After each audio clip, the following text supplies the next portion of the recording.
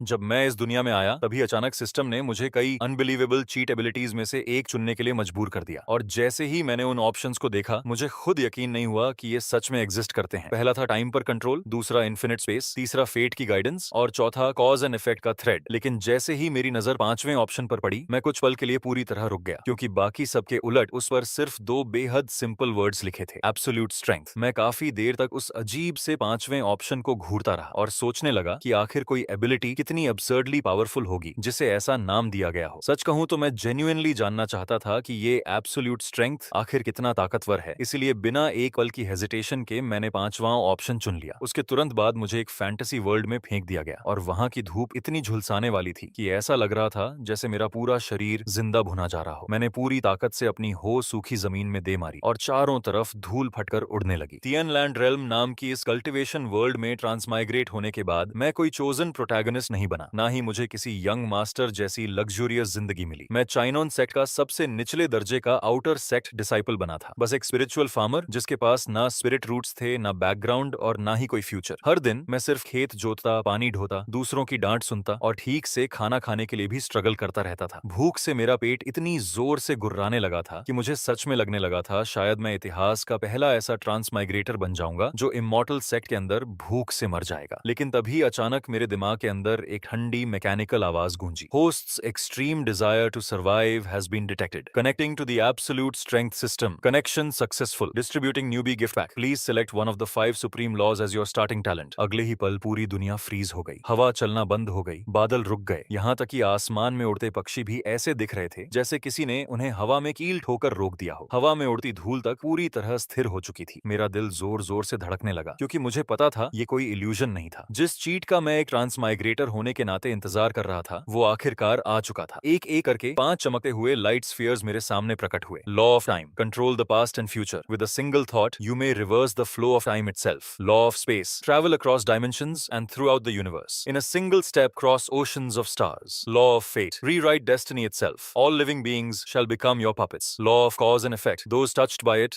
are doomed to certain death. You shall become untouchable by all powers. उनमें से हर एक terrifying special effects और overwhelming pressure से भरा हुआ था। ऐसा लग रहा था जैसे इनमें से कोई भी अकेला पूरी दुनिया को नष्ट कर सकता है। शौक में मेरी आंखें फैल गईं और सच कहूं तो मेरा मन कर रहा था कि आंखें बंद करके रैंडमली कोई भी चुन लूं क्योंकि सब कुछ बहुत ज्यादा इंसेन था। लेकिन तभी मेरा पेट फिर से गुर्राया और उस दयनीय आवाज ने मुझे स्ट्रॉन्गेस्ट एग्जिस्टेंस बनने के सपने से खींचकर सीधा रियलिटी में वापस लापटा। मैंने अपनी धूप से जली हुई काली पड़ चुकी बाहों की तरफ देखा, फिर सामने फैले उस अंतहीन खेत को घूरा जिसे अभी भी जोतना बाकी था और उसी पल मेरे दिमाग में सब कुछ क्रिस्टल क्लियर हो गया। क्या टाइम कंट्रोल करने से खेत जोतने में मदद मिलती? नहीं। क्या स्पेस ट्रैवल करने से पानी ढोना आसान हो जाता? बिल्कुल नहीं। फेट और कार्मा सुनने में कूल लग रहे थे लेकिन इस वक्त मुझे किसी कॉस्मिक प्रिंसिपल की नहीं बल्कि भरे हुए पेट की जरूरत थी। इसीलिए मैं धीरे धीरे आखिरी ऑप्शन की तरफ मुड़ा। वो बाकी सब में सबसे सिंपल और सबसे कम नोटिसेबल था, बस एक साधारण सफेद लाइट स्फीयर जिसके ऊपर कोई फ्लैशी इफेक्ट तक नहीं था, सिर्फ दो बड़े और सिंपल वर्ड्स, एब्सोल्यूट स्ट्रेंथ। मेरी आंखें तुरंत चमक उठी। एब्सोल्यूट स्ट्रेंथ अच्छी थी, बहुत अच्छी। अगर मेरे पास इनफ स्ट्रेंथ हो तो हो का एक स्विंग पूरा बड़ा खेत जोत सकता था। मैं 2 एक्स्ट्रा बकेट्स पानी उठा सकता था। स्पिरिट राइस की हार्वेस्ट बेहतर होती तो मैं ज्यादा स्पिरिट स्टोन्स कमा सकता था और ज्यादा स्पिरिट स्टोन्स मिलते तो आखिरकार स्टीम्ड बन्स खरीद कर पेट भर सकता था। टाइम, स्पेस, फेट, कर्म, इनमें से कुछ भी मेरे लिए मायने नहीं रखता था। मैंने बिना हिचकिचाए कहा, I choose the 5th option, absolute strength. Mechanical voice ने तुरंत जवाब दिया, host selection complete. True greatness lies within simplicity. Strength is the foundation of all things. Congratulations, host, for reaching the origin of power. All system functions are now being transferred, beginning self-installation. We hope you enjoy your meal. मैं अभी react भी नहीं कर पाया था कि अचानक एक गर्म लहर मेरे पूरे शरीर में फैल गई और फिर वो रोबोटिक आवाज ऐसे गायब हो गई जैसे वो कभी थी ही नहीं। मेरे आसपास की जमी हुई दुनिया फिर से चलने लगी, कीड़ों की आवाज वापस आ गई, हवा फिर बहने लगी। मैं काफी देर तक वहीं चुपचाप खड़ा रहा, पूरी तरह स्टैंड। सच कहूं तो मुझे लगा मेरे साथ स्कैम हो गया है। रुकिए, बस इतना ही? दूसरे लोगों के सिस्टम्स में लॉटरीज होती हैं, एक्सचेंज शॉप्स होती हैं, डेली साइन इन्स होते हैं, कम से कम कोई कस्टमर सर्विस तो होती है, लेकिन मेरा सिस्टम कमाल है। एक ऑप्शन चुनवाया और फिर तुरंत गायब हो गया, आफ्टर सेल्स सपोर्ट तक नहीं छोड़ा। मैं अभी अपनी फ्रस्ट्रेशन दबाने की कोशिश ही कर रहा था कि तभी पास से एक तीखी मॉकिंग आवाज सुनाई दी, अरे ये लिनफन नहीं है? चिनोन सेट का महान आलसी निकम्मा अपनी स्पिरिट राइस की देखभाल क्यों नहीं कर रहा? ऐसे बैठा है जैसे मरने का इंतजार कर रहा हो। जो आदमी आया था उसका नाम डिकन ले था, आउटर सेक्ट का मैनेजर, एक बेहया साइकोफेंट जो सिर्फ बूटलिकिंग करके अपनी पोजीशन तक पहुंचा था। उसका सबसे पसंदीदा काम था हम जैसे लोली स्पिरिचुअल फार्मर्स को परेशान करना जिनके पास ना बैकिंग थी ना कनेक्शंस। वो राइस फील्ड के किनारे चलता हुआ आया और मेरी लगभग मर चुकी स्पिरिट राइस पर नजर डालते ही उसके चेहरे पर डिस्गस्ट भरी एक्सप्रेशन आ गई। फिर उसने अपना पैर उठाया और उस पानी की बकेट को लात मारकर गिरा दिया जिसे मैं अभी अभी भरकर लाया था। वो बकेट जोर से जमीन पर गिर गई और जो पानी मैं 2 पहाड़ दूर से इतनी मेहनत करके लाया था वो पल भर में सूखी धरती पर फैल गया और झुलसाती गर्मी में तुरंत भाप बनकर उड़ने लगा। मेरे हाथ इतनी जोर से भींच गए कि नाखून लगभग हथेली में धंसने लगे। वो पानी मैं अपने हाथों से उठाकर यहाँ तक लाया था, लेकिन डिकिनले ने ऐसे व्यवहार किया जैसे उसे मेरे चेहरे पर दिख रहा गुस्सा दिखाई ही नहीं दे रहा हो। उसने धीरे से अपनी रोब में से एक लो ग्रेड स्पिरिट स्टोन निकाला, उसे मेरी आंखों के सामने लहराया और फिर कैजुअली वापस अपनी स्लीव में डाल लिया। उसके बाद वो तिरस्कार से हंसते हुए बोला, इस महीने तुम्हारी फसल यहाँ सबसे खराब है। सेक्ट रूल्स के हिसाब से तुम्हारी पेमेंट कम कर दी जाएगी। तुम्हारे जैसे लेजी ट्रैश को अपनी औकात पता होनी चाहिए। स्पिरिट राइस तक ठीक से नहीं उगा सकता और कल्टीवेशन के सपने देखता है, वो फैंटेसी अगले जन्म के लिए बचा कर रख। उसकी बातें सुनते ही मेरे सीने में गुस्से की आग भड़क उठी, लेकिन जैसे ही मैंने उसके पीछे खड़े लैकीज को देखा जिनकी कल्टीवेशन मुझसे कहीं ज्यादा थी, मैं बस मजबूरी में सब सह गया। डिकिनले संतुष्टि से सूंघते हुए अपने आदमियों के साथ वापस मुड़ गया और जाते जाते बड़बड़ाया, स्पिरिट रूट्स के बिना एक मॉर्टल अभी भी सोचता है कि वो इमॉर्टल सेक्ट में रहने लायक है। उनके पूरी तरह गायब होने के बाद ही मैंने लंबी सांस छोड़ी और बकेट उठाने के लिए नीचे झुका। जैसे ही मैंने हाथ जमीन की तरफ बढ़ाया, मेरी उंगलियां मिट्टी में दबे काले आयरन ओर के एक टुकड़े से टकराईं। मैंने इंस्टिंक्टिवली उसे उठाया, सोचते हुए कि बस किनारे फेंक दूंगा। वो ओआर अपनी अब्सर्ड हार्डनेस के लिए फेमस था। इनर सेक्ट डिसाइपल्स की फ्लाइंग सोर्ड्स तक उस पर निशान छोड़ने में स्ट्रगल करती थी, लेकिन जैसे ही मैंने हल्का सा दबाव डाला, एक धीमी क्रैकिंग साउंड गूंजी और मुट्ठी जितना बड़ा वो ब्लैक आयरन ओर मेरी उंगलियों के बीच तुरंत टूटकर बारीक पाउडर बन गया, बिल्कुल काली राख की तरह। वो धूल मेरी उंगलियों के गैप से फिसलती हुई जमीन पर बिखर गई। मैं पूरी तरह फ्रीज हो गया। काफी देर तक मैं हिल भी नहीं पाया। हल्की हवा चली और उस काले पाउडर को मिट्टी पर फैला दिया, जबकि मैं खाली नजरों से अपने हाथों को और फिर नीचे पड़ी धूल को देखता रहा। उस वक्त मेरे दिमाग में सिर्फ एक ही ख्याल था, ये एब्सोल्यूट स्ट्रेंथ शायद मेरी सोच से कहीं ज्यादा टेरिफाइंग थी। अगले 3 महीनों में मैंने धीरे धीरे महसूस किया कि मेरा टैलेंट मेरी कल्पना से कहीं ज्यादा अजीब था। ये कोई टेम्परेरी बस्ट ऑफ पावर नहीं था, ये एंडलेस ग्रोथ थी। हर पल मैं स्ट्रॉन्गर होता जा रहा था, खाते वक्त स्ट्रॉन्गर, खेती करते वक्त स्ट्रॉन्गर, यहाँ तक कि सांस लेते हुए भी स्ट्रॉन्गर। जो आयरन हो पहले सैकड़ों पाउंड्स भारी लगती थी, अब मेरे हाथों में भूसे से भी हल्की महसूस होती थी। मैं एक हाथ से पानी के बड़े बड़े जार्स उठाकर आराम से चलता था, न पसीना आता था न सांस फूलती थी। और स्टार स्पिरिट फील्ड्स जोतने की मेरी स्पीड तो डाउनराइट टेरिफाइंग हो चुकी थी। जो काम बाकी डिसाइपल्स को पूरा करने में 3 दिन लगते, मैं उसे आधे दिन से भी कम में खत्म कर देता। बस एक चीज कभी नहीं बदली, मेरे शरीर में अब भी स्पिरिचुअल एनर्जी का नामो निशान नहीं था। इसीलिए बाकी सबकी नजरों में मैं अब भी वही insignificant outer sect spiritual farmer था। और सच कहूं तो मुझे उससे कोई दिक्कत नहीं थी। मेरे लिए सिर्फ स्ट्रॉन्गर होना ही काफी था। इमॉर्टल बनना या ना बनना उससे कहीं बाद की बात ही, पहले पेट भरने लायक खाना होना जरूरी था। 3 महीने बाद मैं खेत के किनारे चुपचाप खड़ा सुनहरी स्पिरिट राइस को हवा में लहराते हुए देख रहा था और खुद को मुस्कुराने से रोक नहीं पा रहा था। हर दाना भारी और भरा हुआ था, उसके ऊपर हल्की स्पिरिचुअल लाइट चमक रही थी और चावल की खुशबू हवा में फैल रही थी। ये वही हार्वेस्ट थी जिसके लिए मैंने पिछले 3 महीने जान लगाकर मेहनत की थी। मेरे हिसाब से इसे आराम से 100 से ज्यादा लो ग्रेड स्पिरिट स्टोन्स में बदला जा सकता था। जिस दिन मुझे वो पैसे मिलते, उस दिन ना सिर्फ मैं फाइनली स्टीम्ड बन्स खा पाता, बल्कि शायद एक पूरी बोल नूडल्स भी ऑर्डर कर सकता था। मैं खेत के पास बैठकर राइस स्टॉक्स को उंगलियों से धीरे धीरे रगड़ते हुए सोच रहा था कि सबसे पहले क्या खाऊंगा। लेकिन तभी अचानक आसमान में ऐसा डेफनिंग थंडर फटा जैसे खुद स्वर्ग 2 हिस्सों में टूट गया हो। मैंने इंस्टिंक्टिवली ऊपर देखा और पाया कि जो आसमान अभी साफ था वो पल भर में अंधेरे से भर गया। काले स्टॉर्म क्लाउड्स हिंसक तरीके से घूम रहे थे और पर्पल लाइटनिंग पूरे आकाश को चीर रही थी। एक काली और एक नीली लाइट स्ट्रीम जमीन से 10,000 मीटर ऊपर आपस में टकरा रही थी और हर कोलिजन इतना भयानक एक्सप्लोजन पैदा कर रहा था कि पूरा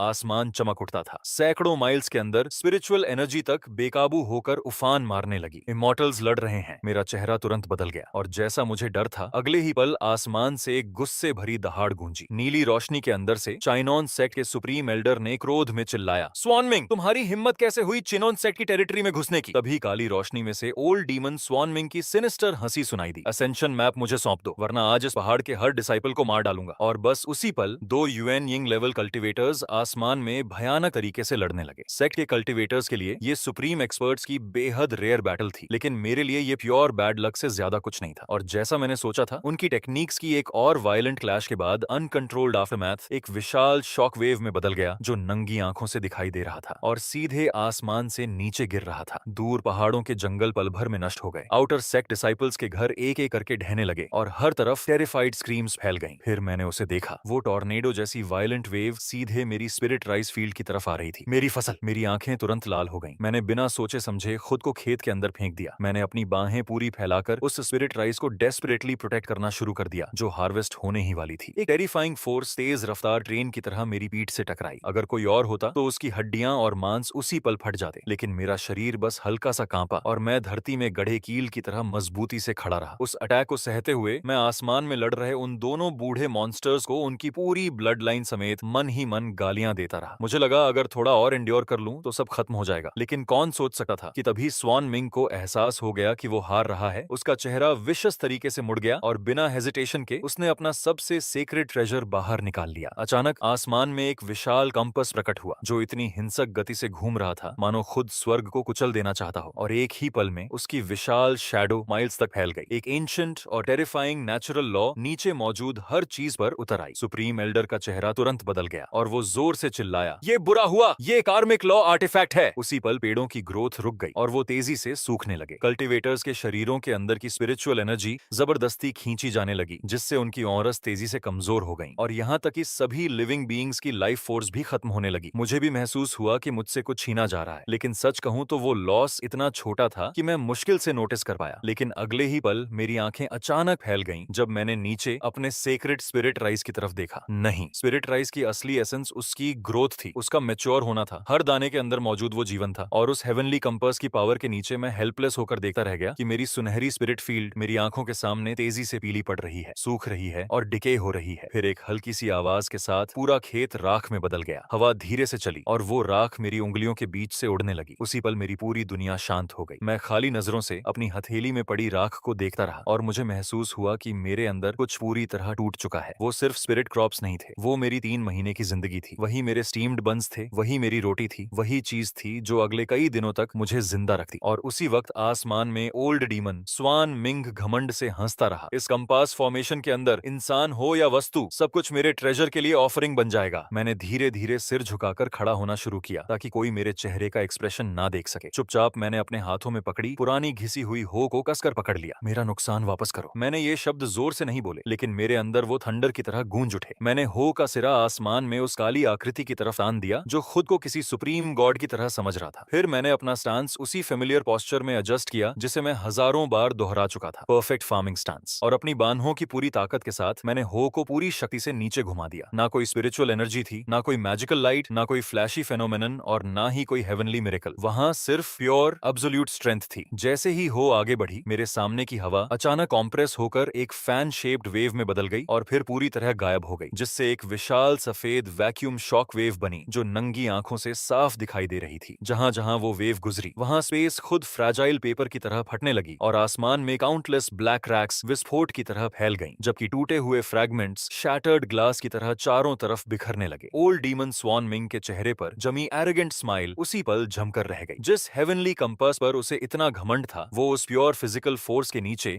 एक ब्लिंक तक सरवाइव नहीं कर पाया और कान फाड़ देने वाली आवाज के साथ एक्सप्लोड होकर काउंटलेस स्पिरिचुअल लाइट फ्रैगमेंट्स में टूट गया। स्वान मिंग ने तुरंत खून उगला और उसके चेहरे पर एब्सोल्यूट हॉरर भर गया। इम्पॉसिबल, ये कैसी पावर है? वो अपनी बात पूरी भी नहीं कर पाया क्योंकि स्पेस को चीर देने वाली वो शक्ति उसे पूरी तरह निगल चुकी थी। ना कोई एक्सप्लोजन हुआ, ना कोई स्क्रीम। उसके पीछे खड़े विशाल पहाड़ के आधे हिस्से समेत उसका शरीर धूल से भी बारीक पार्टिकल्स में पीस दिया गया और इस दुनिया से पूरी तरह इरेज हो गया। मरने से पहले उसके दिमाग में सिर्फ एक आखिरी थॉट बची थी, ओवरवेलमिंग फियर और कंफ्यूजन से भरी हुई, जो आसमान में गूंज उठी। ये कौन सा सुप्रीम लॉ है? मैं टूटे हुए खेत के पास चुपचाप खड़ा रहा, जबकि मेरे हाथों में पकड़ी हो अचानक जोरदार क्रैक के साथ बीच से टूट गई। मैंने उस पहाड़ की तरफ देखा जो एकदम साफ तरीके से बीच से कट चुका था। उसका कट इतना स्मूथ था जैसे पॉलिश्ड ग्लास हो। फिर मैंने कैजुअली अपना सिर खुजलाया, टूटी हुई हो को किनारे फेंका और बड़बड़ाया, कौन सा लॉ? यहाँ कोई लॉ नहीं है, ये तो बस प्योर फोर्स है। इतना कहने के बाद मेरी आसमान की तरफ देखने में बिल्कुल भी दिलचस्पी नहीं बची। मैंने सिर नीचे किया और वापस रूइंड फील्ड की तरफ लौट गया। बिखरी हुई राख के बीच मैं काफी देर तक अफसोस के साथ तलाश करता रहा और आखिरकार हर जगह खोदने के बाद मुझे स्पिरिट राइस की सिर्फ आधी जली हुई एक स्टॉक मिली जो पूरी तरह राख नहीं बनी थी। मैंने थकी हुई लंबी सांस छोड़ी और उस दयनीय आधे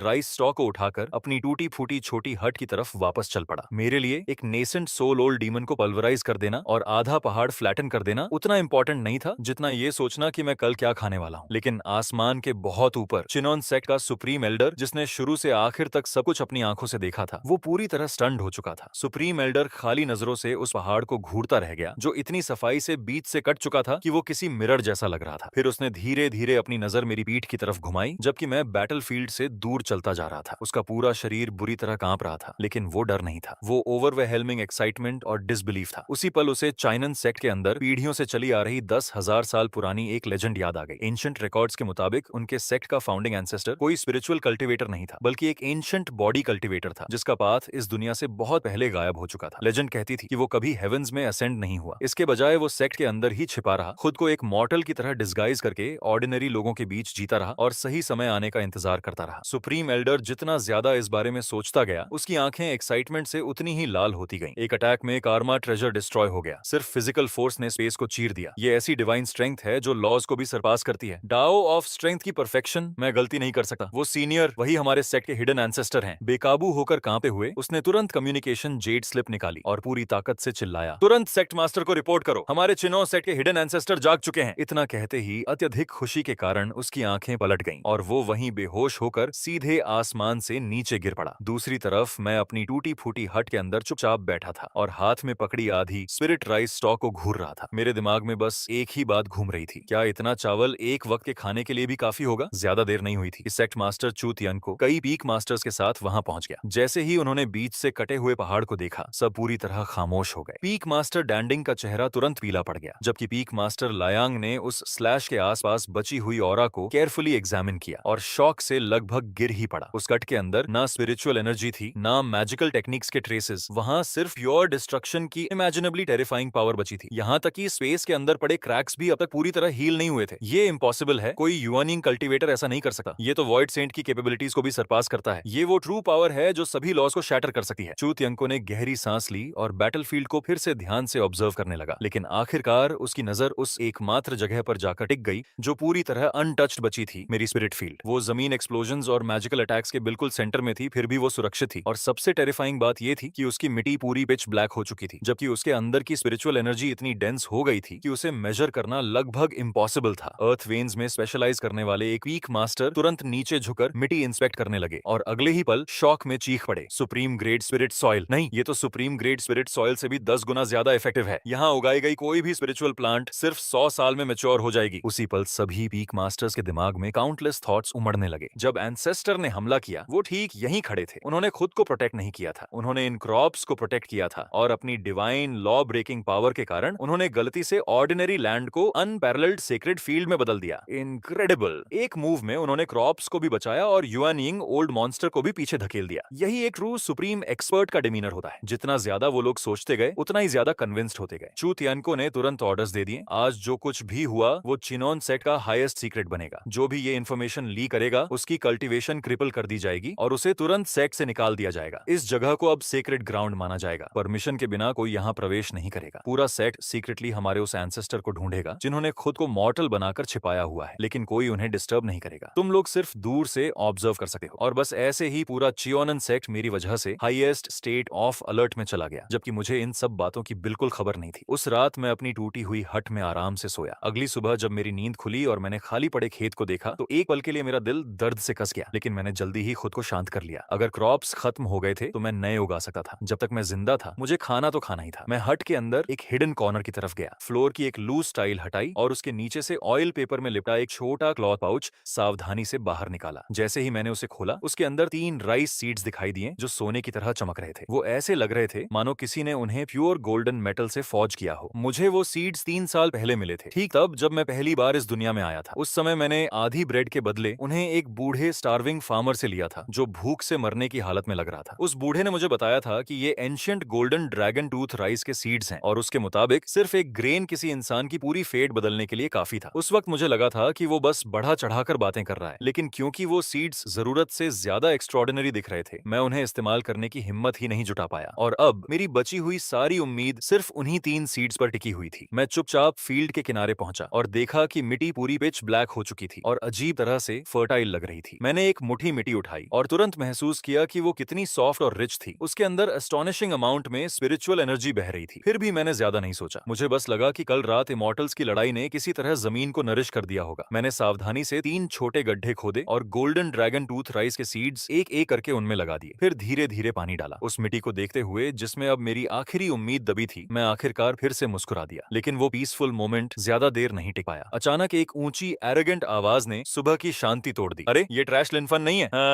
लगता है तू किसी तरह कल बच ही गया। मैंने सिर उठाया और तुरंत वांग तेंग को अपनी तरफ आते देखा। वो डिकन ले का नेफ्यू था और अपने अंकल की इन्फ्लुएंस और अर्ली फाउंडेशन एस्टेब्लिशमेंट कल्टीवेशन की वजह से आउटर सेक्ट में हर किसी को बुली करता फिरता था। उसके पीछे लैकीज का पूरा ग्रुप चल रहा था। लेकिन जैसे ही वो करीब आया, सबसे पहले उसकी नजर मुझ पर नहीं पड़ी, बल्कि मेरे पैरों के नीचे की ब्लैक स्पिरिचुअल सॉइल पर पड़ी। उसकी आंखें तुरंत ग्रीड से चमक उठी। क्या इनक्रेडिबल लैंड है। फिर वो जोर से हंसा और कैजुअली आधा स्पिरिट स्टोन मेरी तरफ फेंक दिया। टू वर्थलेस ट्रैश, ये जमीन अब मेरी है। वो आधा स्पिरिट स्टोन तेरी कॉम्पेंसेशन है, अब दफा हो जा। मैंने जमीन पर पड़े स्पिरिट स्टोन की तरफ देखा तक नहीं। मैंने शांत आवाज में कहा, सीनियर ब्रदर वांग, ये फील्ड सेक्ट ने मुझे असाइन की है और मैंने अभी यहाँ सीड्स लगाए हैं। सीड्स? वांग तेंग ठंडी हंसी हंसा और सीधे मिट्टी पर पैर रख दिया। फिर उसने जानबूझकर अपनी एड़ी पूरी ताकत से 2 बार घुमाई। जब उसने पैर उठाया, उसकी जूती के नीचे चमकता हुआ गोल्डन रंग चिपका हुआ था। मेरा golden dragon tooth rice seed पूरी तरह कुचला जा चुका था। मेरा पूरा शरीर उसी पल फ्रीज हो गया। लेकिन वांग तेंग अभी भी संतुष्ट नहीं था। उसने नीचे मेरी तरफ देखा और क्रूअल एरोगेंट ग्रिन के साथ बोला, तेरे जैसे मर्टल को लगता है कि वो ऐसे ट्रेजर डिजर्व करता है? तेरे सीड को क्रश करना तेरे ऊपर एहसान है। अब अपना गार्बेज उठा और मेरी नजरों से गायब हो जा। मैं धीरे धीरे खड़ा हुआ और अपने हाथों से मिट्टी झाड़ दी। मेरे चेहरे पर ना गुस्सा था, ना डर। मैं बिल्कुल शांत था, जैसे स्थिर पानी। फिर मैंने सिर उठाया, उसकी जूती के नीचे लगे गोल्डन स्टेन को देखा और धीरे से पूछा, तुझे पता भी है वो सीड कितना वैल्यूएबल था? मैंने उसे 3 साल तक बचाकर रखा था। जैसे ही हमारी आंखें मिली, वांग तेंग अचानक किसी वजह से नर्वस हो गया। लेकिन अगले ही पल वो नर्वसनेस एम्बैरेसमेंट और रेज में बदल गई। उसने तुरंत अपनी लॉन्ग स्वॉर्ड निकाली और उसकी ब्लेड से ब्लेजिंग फ्लेम्स फूट पड़ी। क्या तू बस एक मर्टल है? क्या सच में मेरे जैसे कल्टीवेटर से लड़ने की सोच रहा है? उसके पीछे खड़े लैकीज तुरंत एक्साइटेड हो गए। ये ब्लेजिंग सोर्ड टेक्निक है, वो इडियट मर गया। जलती हुई सोर्ड ऑरा सीधे मेरी तरफ दौड़ी। मैंने हल्का सा भौं सिकोड़ ली। वो मेरे चेहरे पर थोड़ी गर्म महसूस हो रही थी, इसीलिए मैंने कैजुअली अपना दायां हाथ उठाया और हल्के से वांग तेंग के एरोगेंट चेहरे की तरफ थप्पड़ मार दिया। मेरा मूवमेंट पावरफुल भी नहीं लग रहा था। ऐसा लग रहा था जैसे मैं बस कोई अनोइंग फ्लाई हटा रहा हूं। लेकिन जैसे ही मेरी हथेली आगे बढ़ी, उसके सामने की हवा हिंसक तरीके से कंप्रेस हो गई और एक visible white crescent shaped pressure wall बन गई। वांग तेंग की इंप्रेसिव दिखने वाली सोर्ड ऑरा उससे टकराई भी नहीं और बिना आवाज किए तुरंत गायब हो गई। उसके चेहरे पर जमी ग्रिन पूरी तरह फ्रीज हो गई। फिर अगला पल आया, थप्पड़। वो आवाज इतनी जोरदार और क्रिस्प थी कि ऐसा लगा जैसे आसमान में थंडर क्लैप हट गया हो। पूरा आउटर सेट एक पल के लिए शांत हो गया। जैसे ही मेरी हथेली वांग तेंग के चेहरे से टकराई, उसके शरीर पर ऐसी वेट उतरी जो समझ से परे थी और अगले ही पल एक टेरिफाइंग और इंडिस्क्राइबल फोर्स उसके पूरे शरीर में फट पड़ी। एक circular white sonic boom cloud बाहर की तरफ एक्सप्लोड हुआ और उसके पीछे खड़े सभी डिसिपल्स हवा में उछल गए, जबकि वांग तेंग खुद चीखने तक का मौका नहीं पा सका और सफेद स्मोक ट्रेल छोड़ता हुआ आसमान में एक टाइनी ब्लैक डॉट बन गया। उसने साउंड बैरियर तोड़ दिया और सीधा च्योन सेट के इनर सेट की दिशा में उड़ गया। आसपास के डिसाइपल्स कंफ्यूजन में जमीन पर गिरे पड़े थे और जब वो किसी तरह वापस खड़े हुए तो आसमान और मेरे बीच खाली नजरों से देखते रह गए, जैसे उन्होंने कोई घोस्ट देख लिया हो। काफी देर बाद एक कांपते हुए डिसाइपल ने आखिर पूछा, अभी जो चीज उड़कर गई वो आखिर थी क्या? किसी ने उसे जवाब नहीं दिया। मैंने बस हल्के से अपना हाथ झटका, जैसे कोई गंदी चीज साफ कर रहा हूँ। फिर मुड़कर वापस नीचे बैठ गया। मैंने सावधानी से कीचड़ में दबे golden dragon tooth rice seed के बचे हुए आधे हिस्से को बाहर निकाला। उसकी गोल्डन एसेंस पहले ही मिट्टी में मिल चुकी थी और उसके अंदर लगभग कोई लाइफ नहीं बची थी। मैंने एक लंबी सांस छोड़ी, लेकिन फिर भी उसे ध्यान से दोबारा लगा दिया। चलो बस कोशिश करते हैं, शायद किसी तरह बच जाए। मेरे लिए वो आधा मरा हुआ सीड जिंदा रहेगा या नहीं, ये सीनियर ब्रदर वांग तेंग को आसमान के पार उड़ा देने से कहीं ज्यादा इंपॉर्टेंट था। दूसरी तरफ चिनोन सेक्ट के मेन डिस्कशन हॉल में सेक्ट मास्टर चू थियांको और बाकी पीक मास्टर्स अभी भी हिडन एंसेस्टर के बारे में चर्चा कर रहे थे। एंसेस्ट्रल लैंड को तुरंत फॉरबिडन टेरिटरी डिक्लेयर करना होगा। गोल्डन कोर एल्डर्स को शिफ्ट्स में वहां गार्ड पर भेजो। एंसेस्टर की सीक्रेटली सर्च जारी रखो, लेकिन उनकी मॉर्टल वर्ल्ड कल्टीवेशन को बिल्कुल डिस्टर्ब मत करना। वो लोग अभी बात ही कर रहे थे कि अचानक हॉल के बीचों बीच एक टेरिफाइंग क्रैश हुआ, जिससे पूरी बिल्डिंग जोर से कांप उठी। ऊपर से धूल बरसने लगी और हर एल्डर तुरंत अलर्ट हो गया, जैसे कोई पावरफुल एनिमी आ पहुंचा हो। सभी के शरीरों से स्पिरिचुअल एनर्जी एक साथ फूट पड़ी, लेकिन जैसे ही उन्होंने देखा कि हुआ क्या है, सब पूरी तरह फ्रीज हो गए। हॉल के बीचों बीच कार्व्ड ट्विन ड्रैगन से लिपटे विशाल ड्रैगन पिलर के अंदर गहराई तक धंसा हुआ एक इंसान था। वांग तेंग के हाथ और पैर अब भी पूरी तरह फैले हुए थे और उसका शरीर उस विशाल ड्रैगन पिलर में ऐसे धंसा हुआ था जैसे किसी ने उसे अनइमेजिनेबल फोर्स से वहां फेंक दिया हो। उसके शरीर की सारी मेरिडियंस पहले ही टूट चुकी थीं और उसकी सांसें लगातार कमजोर होती जा रही थीं। लोग उसे सिर्फ उसके कपड़ों की वजह से पहचान पा रहे थे। जैसे ही पनिशमेंट एल्डर जू वूजी ने उसे देखा, उसका चेहरा तुरंत गुस्से से विकृत हो गया। एक गोल्डन कोर कल्टीवेटर होने के नाते उसने तुरंत अपनी डिवाइन सेंस फैलाई और अटैक के सोर्स को ट्रेस करते हुए 10 माइल्स दूर तक पहुंच गया, सीधे उसी स्पिरिट फील्ड तक जिसे सेक्ट ने अभी अभी सीक्रेटली एंसेस्ट्रल लैंड डिक्लेयर किया था। अगले ही पल जू वूजी की फ्यूरियस रोअर पूरे आउटर सेक्ट में गूंज उठी। किसकी हिम्मत हुई, किस हरामी ने मेरे न्यूफ्यू को इस हालत में पहुंचाया, आज उसकी सोल को धूल बना दूंगा। उसकी आवाज खत्म भी नहीं हुई थी कि वो मॉन्स्ट्रस किलिंग इंटेंट से भरी गोल्डन लाइट में बदल गया और सीधे मेरी छोटी हट की तरफ उड़ पड़ा। उस वक्त मैं अभी अभी आधे मरे हुए सीड को पानी देकर खत्म हुआ था। जैसे ही मैंने आसमान से आती फ्यूरियस रोर सुनी, मेरे माथे की नसें जोर से फड़क उठी। मैंने ऊपर आती गोल्डन लाइट की तरफ देखा और अचानक सिरदर्द महसूस होने लगा। अब एक और क्यों आ गया? मैंने हाथों से मिट्टी झाड़ी और गहरी भौहें सिकोड़ ली। क्या इस जगह कोई इंसान शांति से फार्मिंग भी नहीं कर सकता? बूम! गोल्डन लाइट आसमान को चीरती हुई ऐसे नीचे गिरी जैसे ब्लेजिंग सन धरती से टकरा रहा हो। गोल्डन कोर कल्टीवेटर का टेरिफाइंग प्रेशर चारों तरफ फैल गया और जू वूजी सीधे मेरी स्पिरिट फील्ड के ऊपर उतर आया। उसके बाल और दाढ़ी गुस्से में हवा में लहरा रहे थे, जबकि गोल्डन फ्लेम्स उसके शरीर को घेरे हुए थीं। उसकी आंखें खून जैसी लाल थीं और उसका किलिंग इंटेंट लगभग फिजिकल बन चुका था। वो पूरी तरह जमीन पर उतरा भी नहीं था कि उसकी प्रेशर से मेरी पहले से टूटी फूटी हट तुरंत एक्सप्लोड हो गई। लकड़ी के बीम्स जोर से टूट गए और पूरी शैक बिखरे हुए डिबरी में बदल गई। आसपास के पेड़ क्रैक होकर टूट गए और जमीन पर स्पाइडर वेब जैसी फ्रैक्चर्स फैल गईं। लेकिन इस सब के बीच मैं बस चुपचाप खड़ा रहा और नीचे उन सीड्स को देखता रहा जिन्हें मैंने अभी अभी मिट्टी में केयरफुली प्लांट किया था। मेरा एक्सप्रेशन धीरे धीरे डार्क होता जा रहा था। जो वूजी को उम्मीद थी कि यहाँ कोई टेरिफाइंग मॉन्स्टर मिलेगा, लेकिन जैसे ही उसने डिवाइन सेंस से मुझे स्कैन किया, वो शॉक में फ्रीज हो गया। मेरे शरीर में कुछ भी नहीं था, स्पिरिचुअल पावर का स्लाइटेस्ट ट्रेस तक नहीं, ना कल्टीवेशन ऑरा, ना ट्रेनिंग मार्क्स। मैं सचमुच सिर्फ एक ऑर्डिनरी मॉर्टल था। फिर भी उसी मॉर्टल ने उसके फाउंडेशन एस्टेब्लिशमेंट नेफ्यू को इतनी बुरी तरह पीटा था कि वो मेन हॉल के सेक्रेड ड्रैगन पिलर में जाकर कील की तरह धंस गया। पहले जू वूजी स्टनड हुआ, लेकिन अगले ही पल उसकी आंखों का गुस्सा ग्रीड में बदल गया। वो तुरंत एक कंक्लूजन पर पहुंच गया। उसके हिसाब से मेरे पास कोई सुप्रीम हिडन ट्रेजर था, इतना पावरफुल कि उसकी गोल्डन कोर डिवाइन सेंस भी उसे डिटेक्ट नहीं कर पा रही थी। तो बात यह है, जू वूजी मुझे घूरते हुए बड़बड़ाया। गुस्सा होने के बजाय वो अचानक हंसने लगा, एक चिलिंग लाफ जो एक्साइटमेंट और डिजायर से भरी हुई थी। वरना एक मियर मॉर्टल तेंगर को कैसे घायल कर सकता था? लड़के, अपना मैजिक ट्रेजर मुझे सौंप दे, शायद मैं तेरी जान छोड़ दूं। मैंने बस एक बार उसकी तरफ देखा और फिर सिर नीचे करके मिट्टी में दबे 2.5 बचे हुए सीड्स की तरफ देखने लगा। उस पल मेरे दिमाग में बस एक ही बात थी, ये कल्टीवेटर सच में दिमाग से ठीक नहीं थे। जब मैंने जवाब नहीं दिया तो जू वूजी ने तुरंत पेशेंस खो दिया। उसने हाथ उठाकर एक डैमेज्ड फॉर्मेशन डिस्क निकाली। जब तू कोऑपरेट नहीं करेगा तो मैं तुझे तेरे ट्रेजर समेत रिफाइन कर दूंगा। जैसे ही उसने फॉर्मेशन डिस्क रिलीज की, वो तेजी से फैलने लगी और पल भर में हमारे आसपास पूरे 1 माइल तक का एरिया कवर कर लिया। Rise 9 dragons rage grand formation. एक डीफेनिंग हम के साथ क्रिम्सन बैरियर जायंट डोम की तरह नीचे उतरी और मुझे पूरे स्पिरिट फील्ड समेत उसके अंदर सील कर दिया। अगले ही पल 9 ड्रैगन रोअर्स एक साथ फटे और धरती के अंदर से एंडलेस सी ऑफ फ्लेम्स बाहर निकल आया। फॉर्मेशन के अंदर से 100 जांग से भी बड़े 9 जाइगेंटिक फायर ड्रैगन्स प्रकट हुए, जिनके शरीर सैवेज स्केल्स और क्लॉज से ढके थे। उनकी ब्लेजिंग फ्लेम्स आसमान को जला रही थीं, जबकि वो फॉर्मेशन के चारों तरफ घूमते हुए फ्यूरियस रोर्स कर रहे थे। हर गुजरते सेकंड के साथ टेम्परेचर और हॉरिफाइंग होता जा रहा था। जमीन तुरंत सूकर फटने लगी और हवा तक गर्मी से मुड़ने लगी। दूर खड़े आउटर सेक्ट डिसाइपल्स डर से पीले पड़ गए। वो पागल हो गया है, एल्डर जू ने सच में पीक प्रोटेक्टिंग ग्रैंड फॉर्मेशन इस्तेमाल कर दी। वो लिनफन और पूरी जमीन को ग्लास बनाकर जलाना चाहता है। सिर्फ एक आउटर सेक्ट डिसाइपल के लिए क्या इतनी दूर जाना जरूरी है? लेकिन मेरे पास उनकी बातों की परवाह करने का समय नहीं था। जैसे ही मेरे चारों तरफ फायर सी उठी, मैंने फ्लेम्स की तरफ अपनी पीठ कर ली और अपने शरीर से उन 3 छोटे होल्स को पूरी तरह शील्ड कर दिया जहां सीड्स अभी अभी लगाए गए थे। आग बहुत तेज थी, सीड्स पक सकते थे, लेकिन फायर ड्रैगन्स लगातार करीब आते जा रहे थे और हीट मेरे चेहरे से टकरा रही थी। मेरे बाल और कपड़ों के किनारे टेम्परेचर की वजह से कर्ल होकर जलने लगे। मैं चुपचाप सब सहता रहा, लेकिन मेरी कनपटियों की नसें धीरे धीरे और ज्यादा उभरने लगी। क्या ये लोग सच में कभी नहीं रुकेंगे? पहले उन्होंने मेरी स्पिरिट राइज डिस्ट्रॉय की, फिर मेरे सीड्स कुचल दिए और अब वो मिट्टी तक जलाना चाहते हैं। आखिरकार जैसे ही सारे 9 फायर ड्रैगन्स एक साथ मेरी तरफ चार्ज हुए, मैंने धीरे धीरे सिर उठाया और मेरी आंखों का तापमान पूरी तरह गायब हो गया। बहुत शोर करते हो। मैंने सीड होल्स को शील्ड करना बंद कर दिया और धीरे धीरे सीधा खड़ा हो गया। मेरे पैर अलग हुए और मैंने दोनों हाथों को धीरे धीरे ऊपर उठाया। हथेलियां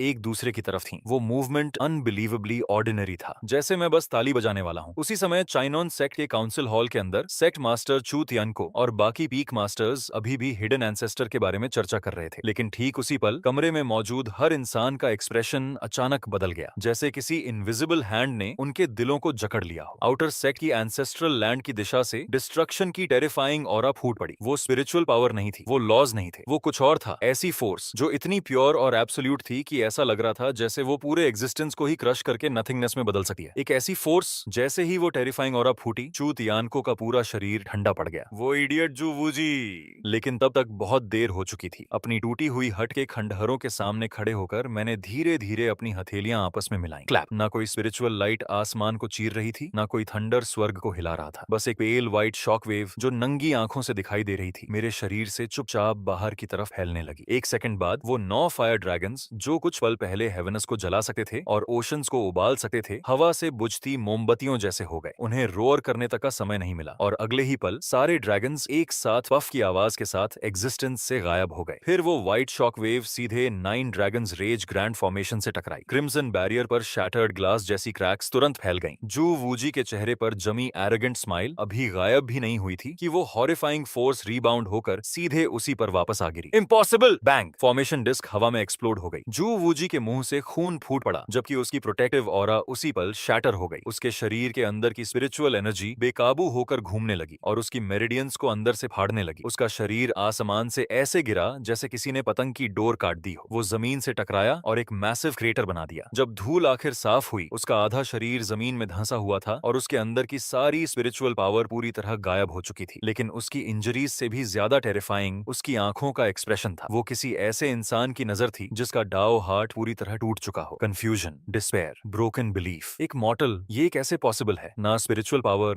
ना लॉज, कल्टिवेशन ऐसे काम नहीं करती। वो पूरी तरह अपना दिमाग खो चुका था। ठीक उसी पल चू तियांको और बाकी पीक मास्टर्स आखिर वहां पहुंच गए। उनका टाइमिंग परफेक्ट था। उन्होंने मुझे ठीक उसी समय देखा जब मैंने ताली बजाना खत्म किया था और फिर अपने थोड़े लाल हुए पाम्स को इरिटेशन के साथ कैजुअली रगड़ रहा था। चारों तरफ देखने पर फायर ड्रैगन्स गायब थे। ग्रैंड फॉर्मेशन पूरी तरह डिस्ट्रॉय हो चुकी थी और माइटी गोल्डन कोर एल्डर मिट्टी में किसी मरे हुए कुत्ते की तरह पड़ा था। पल भर में साइलेंस ने पूरी जगह निगल ली, लेकिन वो साइलेंस सिर्फ एक पल तक रही। अगले ही सेकंड चू तियांको की पीठ पर ठंडा पसीना वाटरफॉल की तरह बहने लगा। ऑर्डिनरी लोग शायद समझ नहीं पाते कि उन्होंने अभी क्या देखा है, लेकिन वो समझ गया था। वो कोई साधारण क्लैप नहीं था। मैंने ग्रेट डॉ ऑन ऑफ स्ट्रेंथ का इस्तेमाल करके स्पेस को पुश किया था, रियलिटी के लॉज को ट्विस्ट किया था और एक प्योर फोर्स डोमेन क्रिएट कर दिया था जो सभी टेक्निक्स को नलिफाई कर सकता था। हवा की एक कैजुअल वेव ने sect protecting grand formation destroy कर दी थी। एक सिंगल क्लैप ने गोल्डन कोर एल्डर को क्रिपल कर दिया था। अगर मैं हिडन एंसेस्टर नहीं था तो और कौन हो सकता था? और सबसे बुरी बात, उस मूर्ख जू वूजी ने सच में मुझे एंगर कर दिया था। चू तियान को अब प्रॉपर्ली लैंड करने की हिम्मत तक नहीं कर पाया। उसका शरीर कांप उठा और अगले ही पल वो सीधे आसमान से नीचे गिरा और मेरे सामने भारी आवाज के साथ घुटनों के बल बैठ गया। उसके नीज ने जमीन में 2 गहरे गड्ढे बना दिए जबकि उसका माथा मजबूती से धरती से लगा हुआ था। उसकी आवाज बुरी तरह कांप रही थी जब वो बोला, आपका हम्बल सर्वेंट चू तियानको सेक्ट को प्रॉपर्ली डिसिप्लिन करने में असफल रहा और आपकी पीसफुल मॉर्टल कल्टिवेशन डिस्टर्ब हो गई। सीनियर, मेरे पाप 10,000 मौतों के लायक हैं। मैं सीनियर से प्रार्थना करता हूँ कि आप अपना क्रोध शांत करें और सेक्ट के इनोसेंट मेंबर्स को बख्श दें। जैसे ही वो घुटनों पर गिरा, उसके पीछे खड़े सारे पीक मास्टर्स भी तुरंत उसके साथ झुक गए। हम एंसेस्टर से प्रार्थना करते हैं कि आप अपना क्रोध शांत करें। दूर से देख रहे आउटर सेक्ट डिसाइपल्स ये दृश्य देखकर पूरी तरह हॉरिफाइड हो गए। माइटी सेक्ट मास्टर और सारे पीक मास्टर्स मेरे सामने सिर झुकाकर नील कर रहे थे, ऊपर देखने की हिम्मत तक नहीं कर पा रहे थे। दूसरी तरफ मैं बस ब्लैंक एक्सप्रेशन के साथ पहले उनके झुके हुए शरीरों को देखता रहा, फिर अपने थोड़े लाल हुए पाम्स की तरफ देखा। काफी देर की साइलेंस के बाद मैंने आखिर कहा, बस गर्मी लग रही थी तो मैंने खुद को थोड़ा हवा कर लिया। इसके लिए मुझे पैसे तो नहीं देने पड़ेंगे ना? सिर्फ इस एक सेंटेंस ने चू तियांको को पैनिक से लगभग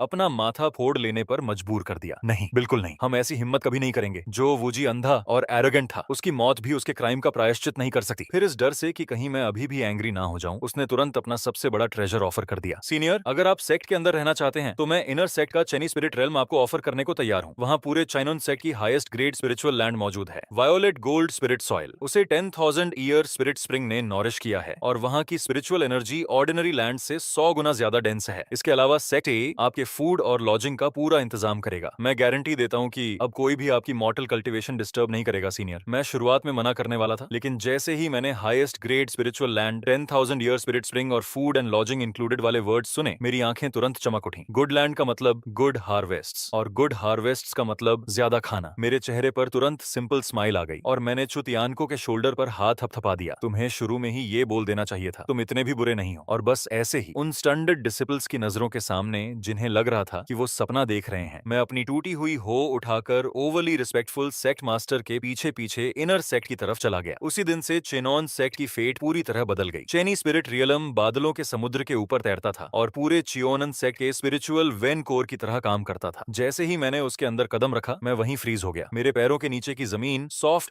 वायलेट गोल्ड रंग में चमक रही थी, अनबिलीवेबली रिच और फर्टाइल, जबकि स्पिरिचुअल एनर्जी हवा में थिक मिस्ट की तरह तैर रही थी। मिट्टी की सिर्फ एक मुट्ठी तक लाइट से शिमर करती दिख रही थी। फील्ड के पास जेड वॉल से एक साफ स्प्रिंग बह रही थी और उसके अंदर की स्पिरिचुअल एनर्जी की प्योरिटी सच में शॉकिंग थी। कल्टिवेटर्स के के लिए चेनी स्पिरिट रेल्म इमेजिनेशन से परे एक सेक्रेड लैंड था, लेकिन मेरे लिए ये जगह फार्मिंग हेवन थी। मैंने कुछ नहीं कहा, बस नीचे झुककर मिट्टी की एक मुट्ठी उठाई, उसे अपनी नाक के पास लाया और गहरी सांस ली। फिर उसे उंगलियों के बीच धीरे धीरे रगड़कर महसूस किया, और उसी पल इस दुनिया में आने के बाद पहली बार मेरे चेहरे पर सच में जेन्युइन स्माइल आई। ब्यूटीफुल, मिट्टी सॉफ्ट थी, ह्यूमस से भरपूर, और नाइट्रोजन, फास्फोरस, पोटेशियम का बैलेंस प्रैक्टिकली परफेक्ट था। यही यही होती है असली अच्छी जमीन। मेरे बगल में खड़े चूत यनको ने वो अजीब शब्द सुनते ही कांपना शुरू कर दिया। नाइट्रोजन, फास्फोरस, पोटेशियम, आखिर ये कौन से एंशिएंट हेवनली ट्रूथ्स थे? क्या ये हेवन की प्योर एनर्जी थी? अर्थ के स्पिरिचुअल ट्रेजर्स? थ्री एलिमेंट्स की हार्मनी? जितना ज्यादा वो सोचता गया, उतना ही टेरिफाइड और अमेज्ड होता गया। उसने तुरंत जेड स्लिप निकाली और उन 3 मिस्टीरियस टर्म्स को उसमें सीरियसली इंग्रेव कर लिया, ताकि बाद में 12 पीक मास्टर्स के साथ मिलकर उनका अध्ययन कर सके। मैंने उसकी तरफ देखा और मेरे दिमाग में बस एक ही बात आई, फिर से शुरू हो गया, हर चीज को जरूरत से ज्यादा ओवरथिंक करना। लेकिन ऑनेस्टली मुझे फर्क नहीं पड़ा। मैं मुड़ा और स्पिरिट स्प्रिंग वाटर को टेस्ट किया। जैसे ही मैंने उसे पिया, मेरा मूड और अच्छा हो गया। वाटर क्वालिटी भी एक्सीलेंट है, मिनरल्स परफेक्टली बैलेंस्ड हैं, इरिगेशन के लिए आइडियल। मुझे इतना सेटिस्फाइड देकर चूत यंको तुरंत आगे आया और रिस्पेक्टफुल तरीके से मुझे एक स्टोरेज बैग ऑफर किया, जैसे कोई प्राइसलेस ट्रिब्यूट दे रहा हो। उसके अंदर सेक्ट के ग्रेटेस्ट ट्रेजर्स भरे हुए थे। 10,000 year jade ginseng, 9 leaf immortal grass, dragon blood fruit, mystic spirit ganoderma. हर एक चीज ऐसी थी जिसके लिए बाहर के कल्टिवेटर्स बिना हेजिटेशन एक दूसरे को मार डालते। लेकिन जैसे ही मैंने उन्हें देखा, मेरी आंखें और चमक उठी। अरे, ये सब तो प्रीमियम ऑर्गेनिक फर्टिलाइजर है। ये सुनते ही चूत यंको की लगभग सोल निकल गई। मैंने 10,000 ईयर जेड गिनसिंग उठाया और उसे हाथ में सीरियसली तौलते हुए बोला, वाटर कंटेंट काफी हाई है। अगर इसे क्रश करके प्रॉपर्ली फर्मेंट किया जाए तो ये एक्सीलेंट नाइट्रोजन फर्टिलाइजर बन सकता है। और ये 9 leaf immortal grass trace elements के लिए परफेक्ट। जितना ज्यादा मैं बोलता गया, उतना ही एक्साइटेड होता गया। मेरा मन उसी वक्त फार्मिंग शुरू करने का करने लगा। दूसरी तरफ चूत यन को ऐसा लग रहा था जैसे उसे हार्ट अटैक आने वाला हो। फिर भी वो कांपती हुई स्माइल के साथ बार बार सिर हिलाता रहा। यस सीनियर, बिल्कुल सही, परफेक्टली राइट। कुछ देर बाद वो क्वाइटली वहां से चला गया और पर्सनली ऑर्डर दिया कि चेनी पी के आसपास का पूरा एरिया रिस्ट्रिक्टेड जोन बना दिया जाए, जिसे सेक्ट के सबसे पावरफुल एल्डर्स गार्ड करेंगे। वहां एक मक्खी तक को मेरे पास आने की इजाजत नहीं थी, और मेरी तरफ से मैंने बिल्कुल भी होल्ड बैक नहीं किया। उसी रात मैंने सेक्ट के उन सारे सो कॉल्ड प्राइसेस ट्रेजर्स को एक साथ डंप कर दिया। अपनी टूटी हुई हो से मैंने सबको क्रश करके मिक्स किया और वायलेट गोल्ड स्पिरिट सॉइल और स्पिरिट स्प्रिंग वाटर के साथ मिलाकर एक जायंट फर्टिलाइजर पाइल बना दी, जिसकी स्मेल मेडिसिनल भी थी और अनबिलीवेबली एक्सपेंसिव भी। गुड, कुछ दिनों में ये यूजेबल हो जाना चाहिए। उसके बाद मैंने जमीन जोतनी शुरू की। यहाँ की सॉइल एक्सीलेंट थी, लेकिन सालों तक स्पिरिट फॉर्मेशंस के असर से थोड़ी हार्ड हो चुकी थी। जैसे ही मेरी हो जमीन से टकराई, पूरा चेनी पीक हिंसक तरीके से कांप उठा। उसी समय ले यांग पी का पीक मास्टर सिक्लूडेड कल्टीवेशन में युआन यिंग स्टेज ब्रेक करने की कोशिश कर रहा था। अचानक आए वाइब्रेशन ने उसकी स्पिरिचुअल एनर्जी डिस्टर्ब कर दी और वो लगभग खून उगलने वाला था। जब मेरी हो दूसरी बार जमीन पर लगी, इनर सेक्ट एल्डर्स के एक्सप्रेशंस ड्रास्टिकली बदल गए। तीसरी स्ट्राइक तक पूरा इनर सेक्ट लगातार छोटे अर्थक्वेक की तरह हिलने लगा। लेकिन जब उन्होंने डिवाइन सेंसेस फैलाकर सोर्स चेक किया, तो पता चला कि वाइब्रेशन रिस्ट्रिक्टेड जोन चेनी पीक से आ रही थी। अगले ही पल जो गालियां वो देने वाले थे, वो सब उनके गले में ही अटक गईं। वो अंदर से फ्यूरियस थे, लेकिन किसी की एक शब्द बोलने की हिम्मत नहीं हुई। दूसरी तरफ होली सन पैलेस के अंदर वो जायंट स्टोन डोर्स, जो पिछले 3 सालों से बंद थे, अचानक एक्सप्लोड होकर खुल गए। सोर्ड एनर्जी सीधे हेवंस तक जा पहुंची, जबकि पूरे इनर सेक्ट की आधी फ्लाइंग सोर्ड्स वायलेंटली ट्रेम्बल और रेजोनेट करने लगी। स्नो से भी ज्यादा सफेद रोब्स पहने एक यंग मैन धीरे धीरे बाहर निकला। उसकी ऑरा बॉटमलेस अबिस जैसी लग रही थी और साफ था कि वो पहले ही गोल्डन कोर रेल्म के पीक पर पहुंच चुका था। उसका नाम था चू चोंगजियाओ, सेक्ट मास्टर का बेटा और पूरे चाइनन सेक्ट का एक्नॉलेज्ड नंबर 1 जीनियस। लेकिन कल्टीवेशन से बाहर निकलते ही उसे पता चला कि चेनी स्पिरिट रेल्म, जो ओरिजिनली उसके लिए रिजर्व था, अब किसी मियर मॉर्टल के पास था। चू चोंगजियाओ तुरंत हंसा, लेकिन उसकी हंसी बर्फ से भी ज्यादा ठंडी थी। इंटरेस्टिंग, लगता है किसी की जीने से ऊब हो गई है। बिना हेजिटेशन वो सीधे काउंसिल हॉल की तरफ चल पड़ा। उस समय चूत यंको और 12 पीक मास्टर्स अब भी नाइट्रोजन, फास्फोरस, पोटेशियम वाले शब्दों के चारों तरफ बैठे इतने इंटेंसली स्टडी कर रहे थे कि उनके चेहरे तक लाल हो चुके थे। फादर, चू चोंगजाओ डोरवे पर खड़ा हुआ। उसकी आवाज कोल्ड और डीप थी। आपने चेनी स्पिरिट रेल्म एक मॉर्टल को क्यों दे दिया? चूत यंको का एक्सप्रेशन तुरंत बदल गया। उसने जल्दी से उसे रोकने की कोशिश की। उस सीनियर की आइडेंटिटी एक्स्ट्रा ऑर्डिनरी है, तुम्हें उन्हें क्वेश्चन करने की इजाजत नहीं है और बिल्कुल प्रोवोके करने की भी नहीं। लेकिन जितना ज्यादा चूत यंको ऐसा बोलता गया, उतना ही रिडिकुलस ये सब चू चोंगजाओ को लगने लगा। एक मॉर्टल, उसे सीनियर कहने का क्या अधिकार है और उसे मेरी टेरिटरी में रहने का क्या हक है? उसने आगे सुनना ही रिफ्यूज कर दिया। मुड़ते हुए उसने सिर्फ एक सेंटेंस छोड़ा, कल सेक्ट मार्शल कंपटीशन के दौरान मैं खुद देखूंगा कि आखिर वो कौन इंसान है जिसने आपको इस तरह नील करने पर मजबूर कर दिया। फादर, अपने बेटे को जाते हुए देखकर चूत यंको का चेहरा तुरंत पेल पड़ गया। उसे पहले ही समझ आ चुका था कि ट्रबल आने वाली है। अगले दिन जैसे उम्मीद थी, पूरे सेक्ट की grand martial arts competition officially शुरू हो गई और चूत यंको के रिस्पेक्टफुल स्पेशल इन्विटेशन पर मुझे सीधे मेन स्टेज की सबसे ऊंची पोजीशन पर बैठाया गया। उन्होंने मुझे जो सीट दी थी वहां से पूरे अरीना का सबसे बेस्ट व्यू दिखता था और सबसे जरूरी बात, वहां स्नैक्स भी सबसे ज्यादा थे। ऑनेस्टली मैं यहाँ आना ही नहीं चाहता था क्योंकि ये सब मुझे काफी ट्रबलसम लग रहा था, लेकिन जैसे ही मैंने टेबल पर रखे स्पिरिचुअल फ्रूट्स और वाटरमेलन सीड्स देखे, मैंने मजबूरी में बैठने का फैसला कर लिया। नीचे स्टेज पर डिसाइपल्स अपनी पूरी ताकत से लड़ रहे थे जबकि क्राउड लगातार चिल्ला रहा था, लेकिन उन्हें देखकर मुझे बस नींद आ रही थी। इसीलिए मैंने एक स्पिरिचुअल फ्रूट उठाया और उसे वाटरमेलन सीड्स की तरह चबाना शुरू कर दिया। क्रैक क्रैक मैं आराम से खाते हुए आधा ध्यान मैचेस पर दे रहा था। आखिरकार चू चोंगजाओ की बारी आई। पूरा सफेद कपड़ों में ड्रेस्ड उसने सिर्फ एक सोर्ड स्ट्राइक इस्तेमाल किया और अपने ओपोनेंट को सीधे स्टेज से बाहर उड़ा दिया। क्राउड तुरंत चीयर से फट पड़ा। होली सन अनबीटेबल है। लेकिन चू चोंगजाओ ने किसी की तारीफ पर ध्यान नहीं दिया। अगले ही पल उसने धीरे धीरे सिर उठाया। हजारों मीटर की दूरी से उसकी नजर हवा को चीरती हुई तलवार की तरह सीधे मेन प्लेटफॉर्म पर बैठे मुझ पर आकर टिक गई। एक मर्टल जिसके शरीर में बिल्कुल भी स्पिरिचुअल पावर नहीं थी। क्या तुम सच में वहां बैठने के लायक हो? उसकी कोल्ड वॉइस पूरे अरीना में गूंज उठी। क्या तुम नीचे आकर मेरी सोर्ड का एक स्ट्राइक लेने की हिम्मत रखते हो? पूरा अरीना तुरंत शांत हो गया। चू तियानको का एक्सप्रेशन इतना बदल गया कि वो लगभग अपनी सीट से कूद पड़ा, लेकिन उसी पल ग्रैंड एल्डर ने हाथ बढ़ाकर उसे रोक लिया। हल्की स्माइल के साथ बूढ़ा आदमी बोला, सेक्ट मास्टर, आप इतने नर्वस क्यों हैं? अगर वो सच में सीनियर हैं, तो जूनियर से गाइडेंस लेना कोई प्रॉब्लम नहीं होना चाहिए। सही कहा ना? चू तियानको गुस्से से कांप उठा। ये इडियट्स सच में अपनी जान दांव पर लगाकर मुझे टेस्ट कर रहे थे, लेकिन मुझे उनके दिमाग में चल रही किसी चीज की स्लाइटेस्ट आइडिया तक नहीं थी। मैं अभी भी वाटरमेलन सीड्स खाने में बिजी था। मैंने हल्का सा भौहें सिकोड़ ली। आज ये सीड्स थोड़े ज्यादा सॉल्टी लग रहे हैं। अगली बार इन्हें बोलना पड़ेगा कि नमक कम डालें। लेकिन चू चोंगजाओ की नजर में मेरी ये कंप्लीट इंडिफरेंस पूरे सेक्ट के सामने अल्टीमेट ह्यूमिलिएशन थी। आखिरकार उसने पूरी पेशेंस खो दी। अगले ही पल वो सोर्ड लाइट की स्ट्रीक में बदल गया और सीधे मेन स्टेज पर उतर आया। क्लैंग! उसकी लॉन्ग सोर्ड शीथ से बाहर निकली और सोर्ड एनर्जी मेरे कान के पास से गुजरती हुई पीछे की कोल्ड जेड सीट को साफ दो हिस्सों में काट गई। मैं तुमसे बात कर रहा हूँ। चू चोंगजाओ हाथ में सोर्ड लिए खड़ा था। उसके व्हाइट रोब्स हवा में फ्लटर कर रहे थे और उसकी नजरें ऐसी ठंडी थीं जैसे वो किसी कॉप्स को देख रहा हो। तभी मैंने सीड्स खाना रोका, डर की वजह से नहीं, बल्कि क्योंकि ये आदमी ऑनेस्टली जरूरत से ज्यादा नॉइजी था। जैसे ही मैंने आखिर उसकी तरफ देखा, चू चोंगजाओ के होंठों पर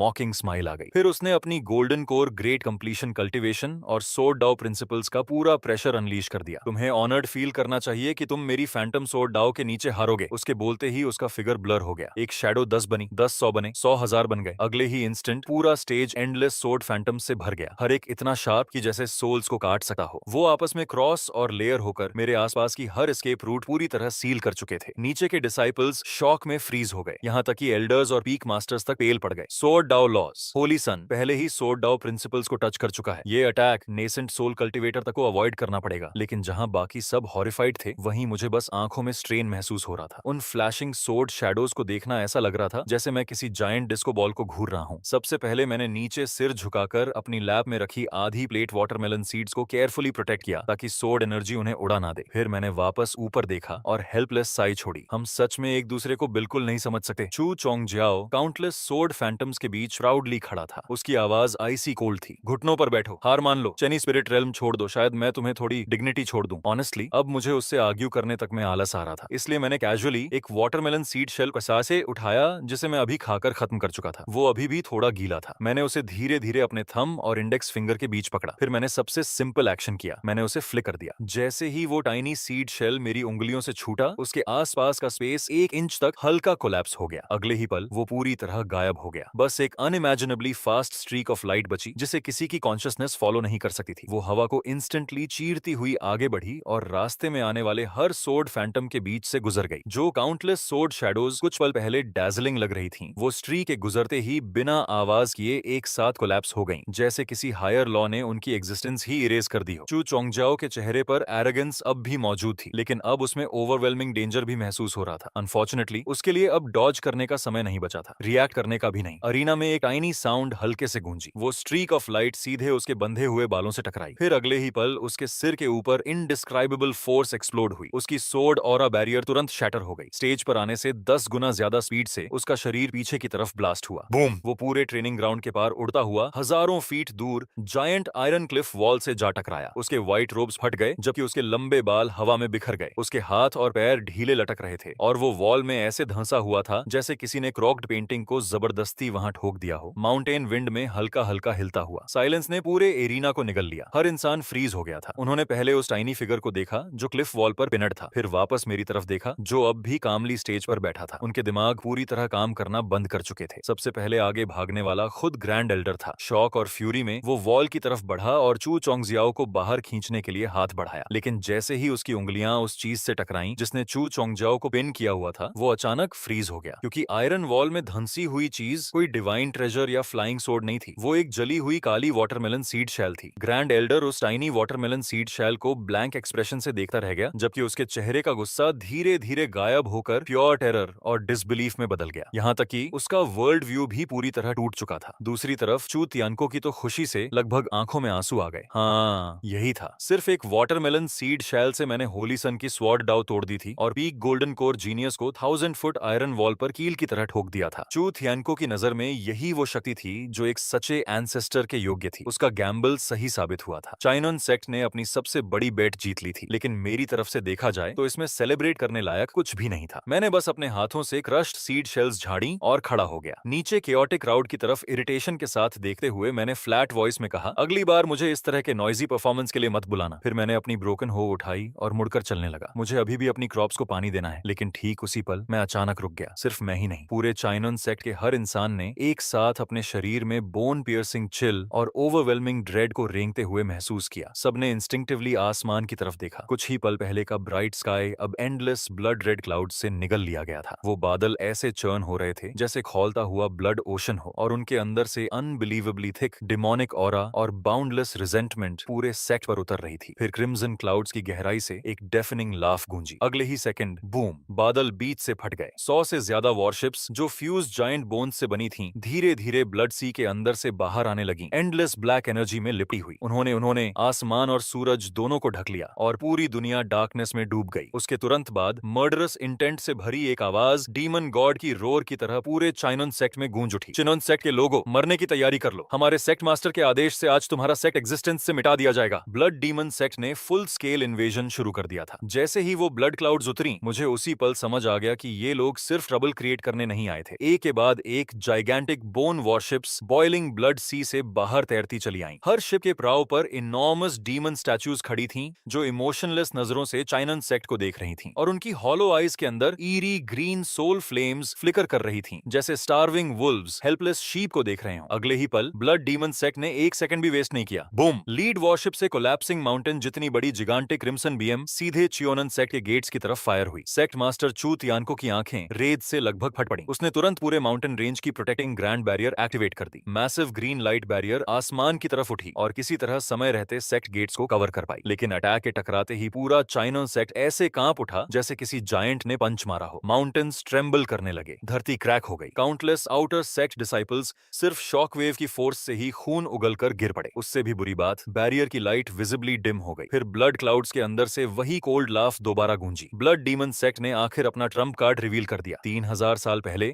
उन्होंने सीक्रेटली चाइनन सेक्ट की बैरियर में इन्फिल्ट्रेट करके उसके कोर के अंदर ब्लड फील्ड सीड्स प्लांट कर दिए थे। उन्होंने इस वॉर को हजारों साल तक सिर्फ इसीलिए प्रिपेयर किया था ताकि पूरे सेक्ट को एग्जिस्टेंस से पूरी तरह मिटा सकें। वॉइस खत्म भी नहीं हुई थी कि सारे 100 बोन वॉरशिप्स ने एक साथ फायर कर दिया। एंडलेस क्रिम्सन बीम्स अपोकलिप्स के मीटियर्स की तरह बरसने लगी। ग्रीन बैरियर पर तेजी से क्रैक्स फैलने लगी और पैनिक ने पूरे सेक्ट को तुरंत निगल लिया। डिसिपल्स टेरर में चीखते हुए भागने लगे, डेस्परेटली एस्केप करने की कोशिश करते हुए। लेकिन उन्हें पास से पता चला कि माउंटेन के चारों तरफ बोन वॉरशिप्स ने सेक्ट के हर रास्ते को कंप्लीटली सील कर दिया था। कुछ लोग रोने लगे, कुछ डिस्पेयर में गिर गए और कुछ डर के मारे अपना दिमाग खो बैठे। ग्रेट एल्डर पैलफेस और ट्रेम्बलिंग वॉइस के साथ लड़खड़ाता हुआ चिन्मैचो तियानको के पास पहुंचा। सेक्ट मास्टर, सरेंडर कर दीजिए। अगर ऐसा ही चलता रहा तो सेक्ट का हर इंसान मर जाएगा। लेकिन वो वर्ड सुनते ही चू तियानको की आंखों में आग और भड़क उठी। चुप रहो, उसने ग्रेट एल्डर को जोर से धक्का दे दिया। ग्रीन क्लाउड सेक्ट में सिर्फ ऐसे सेक्ट मास्टर्स होते हैं जो लड़ते हुए मरते हैं। यहाँ सरेंडर करने वाले सेक्ट मास्टर्स नहीं होते। ये कहने के बाद उसने अचानक चेनी पी की दिशा में देखा। उसके दिल में अब वही उनकी आखिरी उम्मीद थी। तुम सब चाहे कुछ भी हो, बैरियर कोर की रक्षा करो। मैं एंसेस्टर से मदद मांगने जा रहा हूँ। चू तियानको अपनी पूरी स्पीड से उड़ पड़ा। डेस्परेशन में लगभग इनकमिंग क्रिम्सन बॉम्बार्डमेंट से टकराते टकराते बचा। लेकिन जब वो आखिर चेनी स्पिरिट रेल्म के एंट्रेंस पर पहुंचा, वो पूरी तरह फ्रीज हो गया। केव एंट्रेंस के सामने 3 इनॉर्मस स्टोन्स रखे थे, हर एक छोटे माउंटेन जितना बड़ा, और वो perfectly side by side arrange थे। सबसे इरिटेटिंग बात ये थी कि उन जायंट स्टोन्स पर 2 बड़े टेढ़े मेढ़े शब्द करव किए गए थे, एंटी थेफ्ट। चू तियानको कुछ पल तक उन वर्ड्स को ब्लैंक एक्सप्रेशन के साथ घूरता रहा। फिर उसने दांत भींचकर अपनी प्राइमोर्डियल सोल कल्टीवेशन की पूरी ताकत के साथ एक स्टोन पर पाम स्ट्राइक मारी। लेकिन स्टोन जरा सा भी नहीं हिला। उल्टा इंपैक्ट इतना भयानक था कि उसकी इंटरनल एनर्जी केओटिक हो गई और वो लगभग वहीं खून उगल देता। तभी उसे हॉरर के साथ एहसास हुआ कि ये कोई स्पेल या मैजिकल रिस्ट्रिक्शन नहीं था, ये लिटरली सिर्फ 3 ऑर्डिनरी रॉक्स थे। फर्क बस इतना था कि हर रॉक अब्सर्डली हैवी थी, इतनी हैवी कि एक प्राइमोर्डियल सोल कल्टिवेटर भी उसका वजन कॉम्प्रिहेंड नहीं कर सकता था। चू तियन को पूरी तरह फ्रीज हो गया। उसी पल उसे आखिर समझ आया, ये कोई बैरियर नहीं था जिसे सीनियर ने डिलिबरेटली लगाया हो। मैंने तो बस कैजुअली 3 रॉक्स एंट्रेंस के सामने शव कर दिए थे और बाहर क्या हो रहा है उसे पूरी तरह भूल चुका था। उधर माउंटेन के बाहर मचे केओस से कंप्लीटली अनअवेयर मैं खुद से हमिंग करता हुआ सेक्रेड स्प्रिंग से 2 जायंट बकेट्स में पानी भरकर ला रहा था। बाहर एक्सप्लोजन्स लगातार हेवेंस और अर्थ को शेक कर रहे थे, लेकिन जब मैंने डार्क एंड स्काई की तरफ देखा तो मुझे बस लगा कोई मैसिव स्टॉर्म आने वाला है। साला वेदर भी हर वक्त बदलता रहता है। बकेट्स भरने के बाद मैं उन्हें फील्ड्स की तरफ लेकर चला। पिछले कुछ दिनों में मुझे जिस चीज पर सबसे ज्यादा प्राइड थी वो सेक्ट नहीं था, स्पिरिट रेल्म नहीं था, ना ही वो सो कॉल्ड सेक्रेड लैंड। वो था इरिगेशन कैनाल, जिसे मैंने पूरे 3 दिन लगाकर पर्सनली डिग किया था। हो का हर स्ट्राइक परफेक्टली प्रिसाइज था, लाइंस बिल्कुल स्ट्रेट थी, डेप्थ पूरी तरह यूनिफॉर्म थी और हर एंगल से वो कैनाल अनबिलीवेबली ब्यूटीफुल लगती थी। ऑनेस्टली मेरी नजर में वो मास्टरपीस थी। मैंने तो पूरा प्लान भी बना लिया था, आज स्पिरिट स्प्रिंग वाटर कैनाल के थ्रू डायरेक्ट करूंगा और कल आखिरकार हाफ सीड प्रॉपर्ली प्लांट कर पाऊंगा। लेकिन अगले ही पल जो हुआ उसका अंदाजा किसी ने नहीं लगाया था। जैसे ही मैं कैनाल एंट्रेंस में सेक्रेड स्प्रिंग वाटर डालने के लिए झुका, अचानक ऊपर से ईयर स्प्लिटिंग हाउल गूंज उठा। इंस्टिंक्टिवली मैंने सिर उठाया। एक जिगांटिक क्रिम्सन स्फीयर ऑन फ्लाइट सीधे चेनी पी की तरफ गिर रही थी। बूम! एक्सप्लोजन ने पूरे माउंटेन रेंज को वायोलेंटली शेक कर दिया। वो सीधे मेरी फील्ड के बगल में आकर फटी। ब्लास्ट वेव ने मुझे पीछे फेंक दिया, जबकि दोनों बकेट्स मेरे हाथों से उड़ गईं और पूरा सेक्रेड स्प्रिंग वाटर हर तरफ बिखर गया। मैंने खुद को संभाला और धीरे धीरे नीचे देखा, फिर मैं फ्रीज हो गया। वो कैनल जिसे खोदने में मैंने पूरे 3 दिन लगाए थे, वो परफेक्ट कैनाल जिस पर मुझे इतना प्राइड था, वो कैनल जिससे मैं अपने सीड को बचाने वाला था, अब उसके बीचों बीच एक मैसिव स्मोकिंग क्रेटर बना हुआ था। कैनल बर्बाद हो चुकी थी, पानी खत्म हो गया था। सेक्रेड स्प्रिंग वाटर जिसे मैं इतनी मेहनत से उठाकर लाया था, वो यूजलेसली स्मोकिंग होल के अंदर बह गया और पूरी तरह गायब हो गया। उसी पल बाहर की कैनन फायर, वॉर की स्क्रीम्स और माउंटेन बैरियर के थंडरस कोलैप्स की आवाजें मुझे बहुत दूर की चीज लगने लगी। मैं बस डिस्ट्रॉयड कैनाल को स्टेयर करता रहा। धीरे धीरे मेरे चेहरे की स्माइल गायब हो गई। बहुत लंबी साइलेंस के बाद मैंने आखिर सिर उठाया। मेरी नजर पूरे चेनी पीक से होती हुई माउंटेन बैरियर के पार गई और सीधे स्काई में फ्लोटिंग उस बोन वॉशे पर जाकर रुकी जिसकी कैनन अभी भी स्मोक छोड़ रही थी। मैंने उस कैनल को पूरे 3 दिन लगाकर खोदा था। मेरी आवाज बेहद क्वाइट थी, इतनी क्वाइट कि ऐसा लग रहा था जैसे मैं सिर्फ खुद से बात कर रहा हूँ। ऊपर उड़ने वाले हरामियों, अब तुम लोगों ने सच में मुझे गुस्सा दिला दिया है। ये कहने के बाद मैंने अपनी ब्रोकन हो नहीं उठाई। मैंने बकेट्स ठीक करने की भी कोशिश नहीं की। उसकी जगह मैं कामली फील्ड के पीछे की तरफ चल पड़ा। वहाँ सेक्रेड माउंटेन स्टोन खड़ी थी जो चिनोन सेक्ट की फाउंडेशन से ही मौजूद थी। लेजेंड्स के अनुसार 1 लाख यूएन यिंग कल्टिवेटर्स भी मिलकर उसे जरा सा नहीं हिला सकते थे। दूसरी तरफ ब्लड डीमन सेक्ट के मेन फ्लैगशिप पर वाइल्ड सेलिब्रेशन चल रही थी। जिसने शॉट फायर किया था वो डेमोनिक कल्टिवेटर प्राउडली अपनी अचीवमेंट के बारे में ब्रैग कर रहा था। वन आइड कैप्टन को लगा उन्होंने बस ग्रीन क्लाउड सेक्ट माउंटेन के पीछे किसी अर्थ वेन नोड को हिट किया है। जोर से हंसते हुए उसने तुरंत सभी बोन वॉरशिप्स को स्पिरिट कैनन्स रिचार्ज करने और रियर माउंटेन्स पर बिना रुके बॉम्बार्डमेंट जारी रखने का ऑर्डर दे दिया। उनकी नजर में ग्रीन क्लाउड सेक्ट अब बस ऐसा फूड था जो उनके मुंह के अंदर आ चुका था। वो उसे जैसे चाहे कर्व कर सकते थे। लेकिन अगले ही पल नीचे से डिस्टर्बेंस शुरू हुई। सबसे पहले कुछ इनर सेक्ट डिसिपल्स ने नोटिस किया कि कुछ गलत हो रहा है। जैसे ही उन लोगों ने अचानक पीछे मुड़कर देखा, उन्होंने मेरे पीछे मौजूद सेक्रेड गार्डियन स्टोन को धीरे धीरे जमीन से ऊपर उठते हुए देखा। वहां कोई मैजिकल लाइट नहीं थी, कोई स्पिरिचुअल एनर्जी नहीं थी, कल्चरेशन पावर का जरा सा भी निशान नहीं था। मैं उसे सिर्फ अपनी शुद्ध ताकत से उठा रहा था। उस विशाल पत्थर के नीचे मेरी बाहों की नसें हिंसक तरीके से उभर चुकी थीं। मेरे पैर जमीन के अंदर तक धंस गए थे और मेरे पैरों के दबाव से आसपास की धरती लगातार टूट रही थी। फिर मैंने धीरे धीरे उस सेक्रेड स्टोन को, जो किसी छोटे पहाड़ जितना बड़ा था, अपने कंधे पर रख लिया। जैसे ही सबने वो दृश्य देखा, उनकी सोच पूरी तरह खाली हो गई। यहाँ तक कि चू तियन को भी अविश्वास में जम गया। तभी उसे आखिर समझ आया कि पहले गेट पर वो 3 स्टोन बैरियर्स क्यों नहीं हिला पाया था, क्योंकि मेरी नजर में वो सिर्फ छोटे कंकड़ थे। आसमान में मौजूद ब्लड डीमन इंसेक्ट फैक्शन के लोग भी नीचे हो रही इस घटना को देख चुके थे। वो एक पल के लिए रुके और फिर जोर जोर से हंसने लगे। उनमें से एक ने मजाक उड़ाते हुए कहा, नीचे वो छोटा कीड़ा क्या कर रहा है? क्या वो सच में हम पर पत्थर फेंकने वाला है? दूसरा और भी जोर से हंसा। कितना पैथेटिक है, मरने वाला है फिर भी ऐसे खेल खेल रहा है। साइक्लोप्स केबिन मास्टर के चेहरे पर अभी ताना मारती हुई मुस्कान आई ही थी कि तभी मैं आखिरकार हिला। मैंने अपने पैरों को नीचे दबाया, कमर मोड़ी और अपने पूरे शरीर की हर एक ताकत को एक भयानक फोर्स में इकट्ठा कर लिया, जैसे मैं किसी परफेक्ट थ्रोइंग स्टांस में प्रवेश कर चुका हूँ। अगले ही पल मैंने सब कुछ छोड़ दिया। एक कान फाड़ देने वाला धमाका गूंज उठा। मेरे पैरों के नीचे का 10 मीटर इलाका तुरंत आधा फुट जमीन में धंस गया और 1 लाख जिन से ज्यादा भारी सेक्रेड स्टोन मेरे हाथों से निकलते ही गायब हो गया। उसके ठीक बाद आग की लंबी पूंछ छोड़ता हुआ एक जलता हुआ हुआ मीटियर आसमान को चीरते हुए ऊपर की तरफ बढ़ा, जैसे किसी ने उल्का पिंड को जबरदस्ती वापस स्वर्ग में फेंक दिया हो। वो बहुत तेज था, इतनी तेज कि विश्वास करना मुश्किल था। ब्लड डीमन फ्लैगशिप का अलार्म अभी बजना शुरू ही हुआ था, लेकिन शिप को चलाने वाले लोग प्रतिक्रिया तक नहीं दे पाए। वो इतना तेज था कि डिफेंसिव फॉर्मेशन एक्टिवेट होने का मौका तक नहीं मिला। सबसे पहले साइक्लॉप्स कैबिन मास्टर के चेहरे का भाव टूटा, उसके बाद पूरी दुनिया हिला देने वाला इम्पैक्ट हुआ। वहां कोई फैंसी मैजिक नहीं थी, कोई स्पेशल एबिलिटी नहीं थी, सिर्फ सीधी और शुद्ध टक्कर थी। लेकिन क्योंकि वो इतनी शुद्ध थी, उसके पीछे की काइनेटिक फोर्स बेहद डरावनी बन चुकी थी। बोन शिप के आगे का आर्मर तुरंत अंदर की तरफ धंस गया, पूरी कील से टूटने और मरोड़ने की भयानक आवाज निकली और फ्लैगशिप बीच से सीधा दो हिस्सों में फट गया। वो विशाल शिप उसी जगह पर विस्फोट के साथ बिखर गया। अनगिनत डीमन कल्टिवेटर्स को प्रतिक्रिया देने का मौका तक नहीं मिला और वो डिस्ट्रॉयड बोन शिप के साथ नीचे गिर पड़े, जबकि बाकी कई लोग 10,000 मीटर ऊंचाई से ऐसे नीचे गिरे जैसे आसमान से डंपलिंग्स बरस रहे हों। वो चिन बियॉन्सेज सेक्ट के गेट्स के अंदर और बाहर जोर से टकराए और तुरंत मर गए। अचानक आसमान का एक बड़ा हिस्सा पूरी तरह खाली हो गया और उसी दौरान मैं चेनी पीक पर खड़ा शांत तरीके से अपना हाथ नीचे कर चुका था। मेरे चेहरे पर जरा सा भी इमोशन नहीं था। मैंने तो अपनी हथेली से धूल तक ऐसे झाड़ी जैसे रास्ते में पड़ा कोई सड़ा हुआ लकड़ी का टुकड़ा हटाया हो। फिर मैंने सिर उठाकर बाकी बोन शिप्स की तरफ देखा और बेहद शांत आवाज में कहा, मेरी कैनाल के बदले सिर्फ एक शिप काफी नहीं है। अब जब तुम सब यहाँ आ ही गए हो तो वापस जाने की कोशिश मत करना। उसके बाद जो हुआ उसे पूरा चीनियन सेक्ट अपनी जिंदगी में कभी नहीं भूल पाया। मैं पहाड़ के किनारे तक चला गया और इस बार मैंने उससे भी बड़ा पत्थर चुना जिसकी पकड़ ज्यादा आरामदायक थी। मैंने उसे आसानी से उठाया, एक पल हाथ में तौला और फिर दोबारा फेंक दिया। उसके बाद तीसरा पत्थर आया। अकेले, बिल्कुल अकेले, मैंने कल्टीवेशन वर्ल्ड की सबसे पागल एंटी एयर बैटल शुरू कर दी। छोटे पत्थरों का वजन दर्जनों टन था, जबकि बड़े पत्थर सैकड़ों टन भारी थे। अगर मुझे कोई पहाड़ी चट्टान पसंद आ जाती तो मैं उसे पीछे के पहाड़ से जड़ समेत उखाड़ देता और एम्यूनिशन की तरह इस्तेमाल कर लेता। बूम! एक के बाद एक आग से जलते विशाल पत्थर लंबी आग की पूंछ के साथ आसमान में ऊपर की तरफ उड़ रहे थे, जैसे धरती खुद उल्टी मीटियोर शावर बरसा रही हो। वहां कोई मैजिक एक्सचेंज नहीं था, कोई स्पिरिचुअल टेक्निक्स की भिड़ंत नहीं थी, सिर्फ वजन और स्पीड थी। और उसी पल सबको आखिर एहसास हुआ कि जब ये दोनों चीजें अपनी सीमा से आगे पहुंच जाती हैं, तब स्पिरिचुअल शील्ड्स, मैजिकल डिफेंसेस, यहाँ तक कि डीमन शिप्स का आर्मर भी सिर्फ कागज बनकर रह जाता है। एक बोन शिप हवा में ही विशाल पत्थर से टकराकर चकनाचूर हो गई और तुरंत फायरवर्क्स की तरह फट गई। बाकी दो बोन शिप्स बेतहाशा दाएं बाएं बचने की कोशिश कर रही थीं, लेकिन आखिर में उनसे भी बड़ा पत्थर दोनों को एक साथ आर पार चीर गया, जैसे बारबेक्यू मीट को सींक में पिरो दिया गया हो। और फिर उनकी पूरी बॉडीज आसमान से टूटकर नीचे गिर पड़ी। कुछ डीमन कल्टिवेटर्स किसी तरह उन शिप्स से बचकर बाहर निकलने में कामयाब हो गए, लेकिन वो अपनी पावर्स इस्तेमाल करना शुरू भी नहीं कर पाए थे कि उन विशाल उड़ते पत्थरों से पैदा हुई भयानक विंड प्रेशर ने उनके शरीरों को वहीं चकनाचूर कर दिया और उन्हें राख में बदल दिया। ब्लड डीमन इंसेक्ट सेट का घमंड इतनी तेजी से डर और फिर पूरी निराशा में बदल गया जितनी तेजी से उनकी बोन शिप्स टूट रही थीं। किसी ने दहशत में चिल्लाते हुए कहा, भागो, ये कोई युद्ध नहीं है, ये मैसेकर है। एक और आदमी बुरी तरह घबराकर चिल्लाया, वो इंसान नहीं है, वो डीमन है। लेकिन अब ये समझने का उनके पास कोई मतलब नहीं था, क्योंकि तब तक मैं पत्थर फेंकने में और भी ज्यादा स्किल्ड हो चुका था। ग्रीन क्लाउड सेक्ट के पीछे का पूरा पहाड़ धीरे धीरे मेरे हाथों से समतल होता जा रहा था, जबकि आसमान में मौजूद बोन शिप्स की संख्या लगातार कम होती जा रही थी। चूतियान को वहीं खड़ा सामने हो रही हर चीज को खाली नजरों से देख रहा था और शौक व एडमिरेशन की वजह से उसकी आंखों से धीरे धीरे आंसू बह रहे थे। वो लगातार बड़बड़ाए जा रहा था, सच्ची शक्ति सरल होती है, वो अपने सबसे शुद्ध रूप में लौटी है, यही इमॉर्टल का तरीका है। तभी मेरे हाथ ने कैजुअली एक और विशाल पत्थर पकड़ लिया, लेकिन जैसे ही चूतियान को ने उसे साफ देखा, उसका चेहरा अचानक जम गया। उसने कांपती आवाज में कहा, सीनियर, मुझे लगता है वो मेरा मेडिटेशन चेंबर है। लेकिन उसके बोल खत्म होने से पहले ही उसका मेडिटेशन रूम आग की लंबी पूंछ छोड़ता हुआ आसमान में उड़ चुका था और सिर्फ एक टक्कर में उसने भागने की कोशिश कर रही 3 बोन शिप्स को पूरी तरह तबाह कर दिया। चानो का पूरा शरीर बुरी तरह कांप उठा। फिर उसके चेहरे पर और भी गहरी एडमिरेशन और डर भर गया। उसने धीरे से कहा, अविश्वसनीय, सच में अद्भुत थ्रोइंग टेक्निक। सीनियर की डिवाइन पावर में थोड़ा भी योगदान देना मेरे लिए सबसे बड़ा सम्मान है। कुछ समय बाद ब्लड डीमन सेट की वो सैकड़ों बोन शिप्स, जिन्होंने कभी पूरे आसमान को ढक लिया था, अब सिर्फ 3 बुरी तरह डैमेज्ड शिप्स में बदल चुकी थीं, जो होराइजन के किनारे किसी तरह बचने की कोशिश कर रही थीं। मैंने पास पड़ा आखिरी बड़ा पत्थर उठाया और एक ही वार में सब खत्म करने की तैयारी की, लेकिन तभी अचानक पूरा आसमान अंधेरा हो गया। ये स्टॉर्म क्लाउड्स की वजह से नहीं था, ना ही मौसम खराब हुआ था। ये अंधेरा ताजा खून की तरह गाढ़ा और चिपचिपा था और बिना किसी वार्निंग के उसने पूरी दुनिया को निगल लिया। उसके बाद हेवन से नेसेंट सोल रेल्म से भी कहीं ज्यादा भयानक प्रेशर नीचे उतरा। हवा में उड़ रहे वो विशाल पत्थर अचानक अपनी जगह पर रुक गए। अगले ही पल वो बिना आवाज किए धूल में बदल गए। आसमान से ठंडी बारिश गिरने लगी और एक प्राचीन, भारी और बेहद क्रोधित आवाज सीधे हर इंसान इंसान की आत्मा के अंदर गूंज उठी। मेरे ब्लड डीमन सेक्ट की फाउंडेशन को नष्ट करने की हिम्मत किसने की? अगले ही पल पूरी दुनिया हिंसक तरीके से मुड़ने और टूटने लगी। सेक्ट गेट्स, ट्रेनिंग ग्राउंड्स, टूट चुकी बोन शिप्स के अवशेष,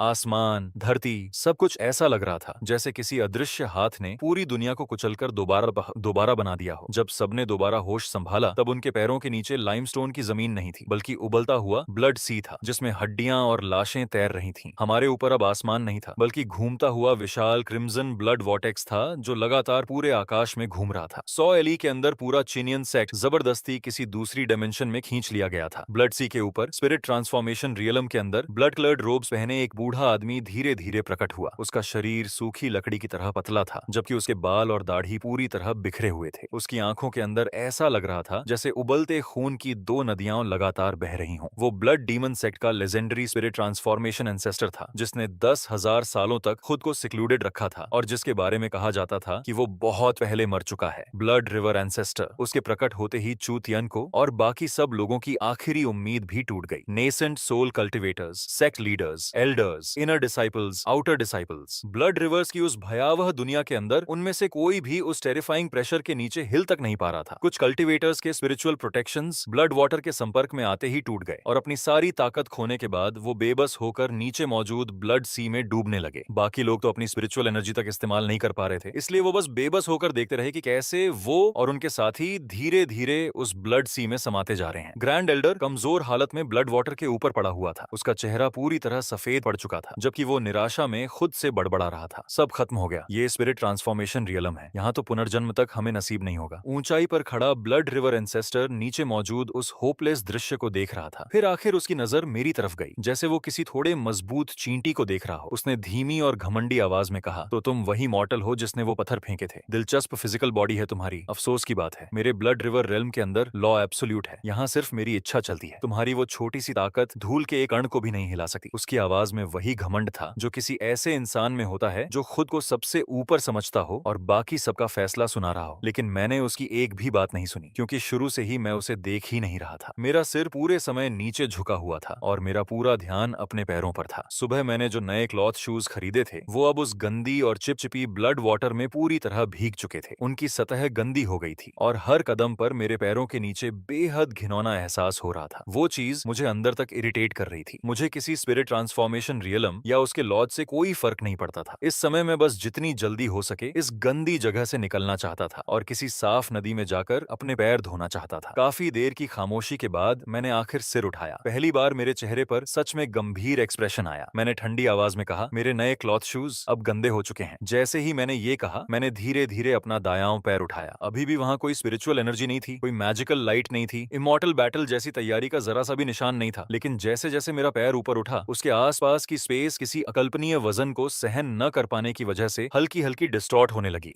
मेरी पैंट का कपड़ा अचानक फट गया और धीरे धीरे मेरी टांग की मसल्स दिखाई देने लगी, जैसे स्वर्ग ने खुद ब्लैक आयरन को फॉर्ज करके उन्हें बनाया हो। अगले ही पल मैंने अपने नीचे मौजूद उस एंडलेस ब्लड सी की तरफ देखा और पूरी ताकत से पैर पटक दिया। बूम! वो स्टॉम्प ऐसा नहीं लगा जैसे किसी ने जमीन पर कदम रखा हो। ऐसा लगा जैसे पूरी दुनिया पर किसी विशाल हथौड़े से सीधा वार किया गया हो। ब्लड ओशन की सतह पर सफेद शॉक वेव फट पड़ी और जहां जहां वो गुजरी वहां मौजूद वो एंडलेस ब्लड सी जो नेसेंट सोल कल्टिवेटर्स तक को फंसा सकती थी, एक पल भी टिक नहीं पाई। वो भयानक हीट और एक्सप्लोसिव फोर्स की वजह से तुरंत भाप में बदलकर गायब हो गई। सिर्फ एक स्टॉम्प में पूरा ब्लड सी सूख गया। उसके ठीक बाद पूरा ब्लड रिवर रेल्म हिंसक तरीके से टूटने लगा। वो डिमेंशन ऐसे मुड़ने लगी जैसे किसी विशाल हथौड़े ने सीधे उसके बीच में प्रहार किया हो और हर तरफ अनगिनत क्रैक्स फैल गए। ब्लड रिवर एंसेस्टर के चेहरे पर मौजूद घमंड उसी पल जम गया। अगले ही क्षण पूरी स्पेस टूटकर बिखर गई और रेल्म के लॉज की रीबाउंड फोर्स सीधे उसी पर वापस आ गिरी। उसकी ऑरा बेहद कमजोर हो गई और उसके शरीर को तुरंत इरिवर्सिबल डैमेज पहुंच गया। सबकी नजर एक पल के लिए धुंधली हुई और जब सबने दोबारा होश संभाला तब हम फिर से चीनियन सेक्ट के ट्रेनिंग ग्राउंड्स के अंदर खड़े थे। हमारे ऊपर वही चमकता हुआ आसमान मौजूद था, जैसे कुछ देर पहले वाला ब्लड सी सिर्फ कोई बुरा सपना रहा हो। लेकिन आसमान में तैरता हुआ ब्लड रिवर एंसेस्टर अब इतना फीका पड़ चुका था कि वो किसी धुएं की लकीर जैसा लग रहा था जो कभी भी गायब हो सकती थी। वो मुझे ऐसी नजरों से घूर रहा था जिनमें अब सिर्फ अंतहीन डर बचा था। उसने कांपती आवाज में कहा, तुमने कभी स्पिरिचुअल पावर इस्तेमाल ही नहीं की, तुमने लॉस पर भरोसा नहीं किया, फिर तुम्हारी ताकत ने स्पेस तक को कैसे कुचल दिया। लेकिन वो अपनी बात पूरी कर पाता उससे पहले ही उसके इमॉर्टल बॉडी पर बची हुई आफ्टर शॉक टूट पड़ी। एक जोरदार धमाके के साथ उसका शरीर और आत्मा दोनों राख में बदलकर आसमान में बिखर गए। उसके पीछे सिर्फ एक हल्की चमकती हुई स्टोरेज रिंग बची, जो आसमान से गिरते हुए साफ मेटालिक लैंग की आवाज के साथ जमीन पर लुढ़क गई। उसके अंदर एक डिवाइन ट्रांसफॉर्मेशन एंसेस्टर की पूरी संपत्ति मौजूद थी। चीनियन सेक्ट के बचे हुए हर इंसान की नजर उस रिंग पर जम गई और उनकी सांसें अनजाने में भारी होने लगी। फिर मैं धीरे धीरे उसकी तरफ बढ़ा और सबके दिल लगभग रुक गए। उन्हें लगा कि आखिरकार अब मैं भी किसी इमॉर्टल ट्रेजर में दिलचस्पी दिखाऊंगा। लेकिन जब मैं उस रिंग तक पहुंचा तो मैंने उसे एक बार देखा तक नहीं। मैंने उसे बस रास्ते में पड़े छोटे कंकड़ की तरह कैजुअली ठोकर मारकर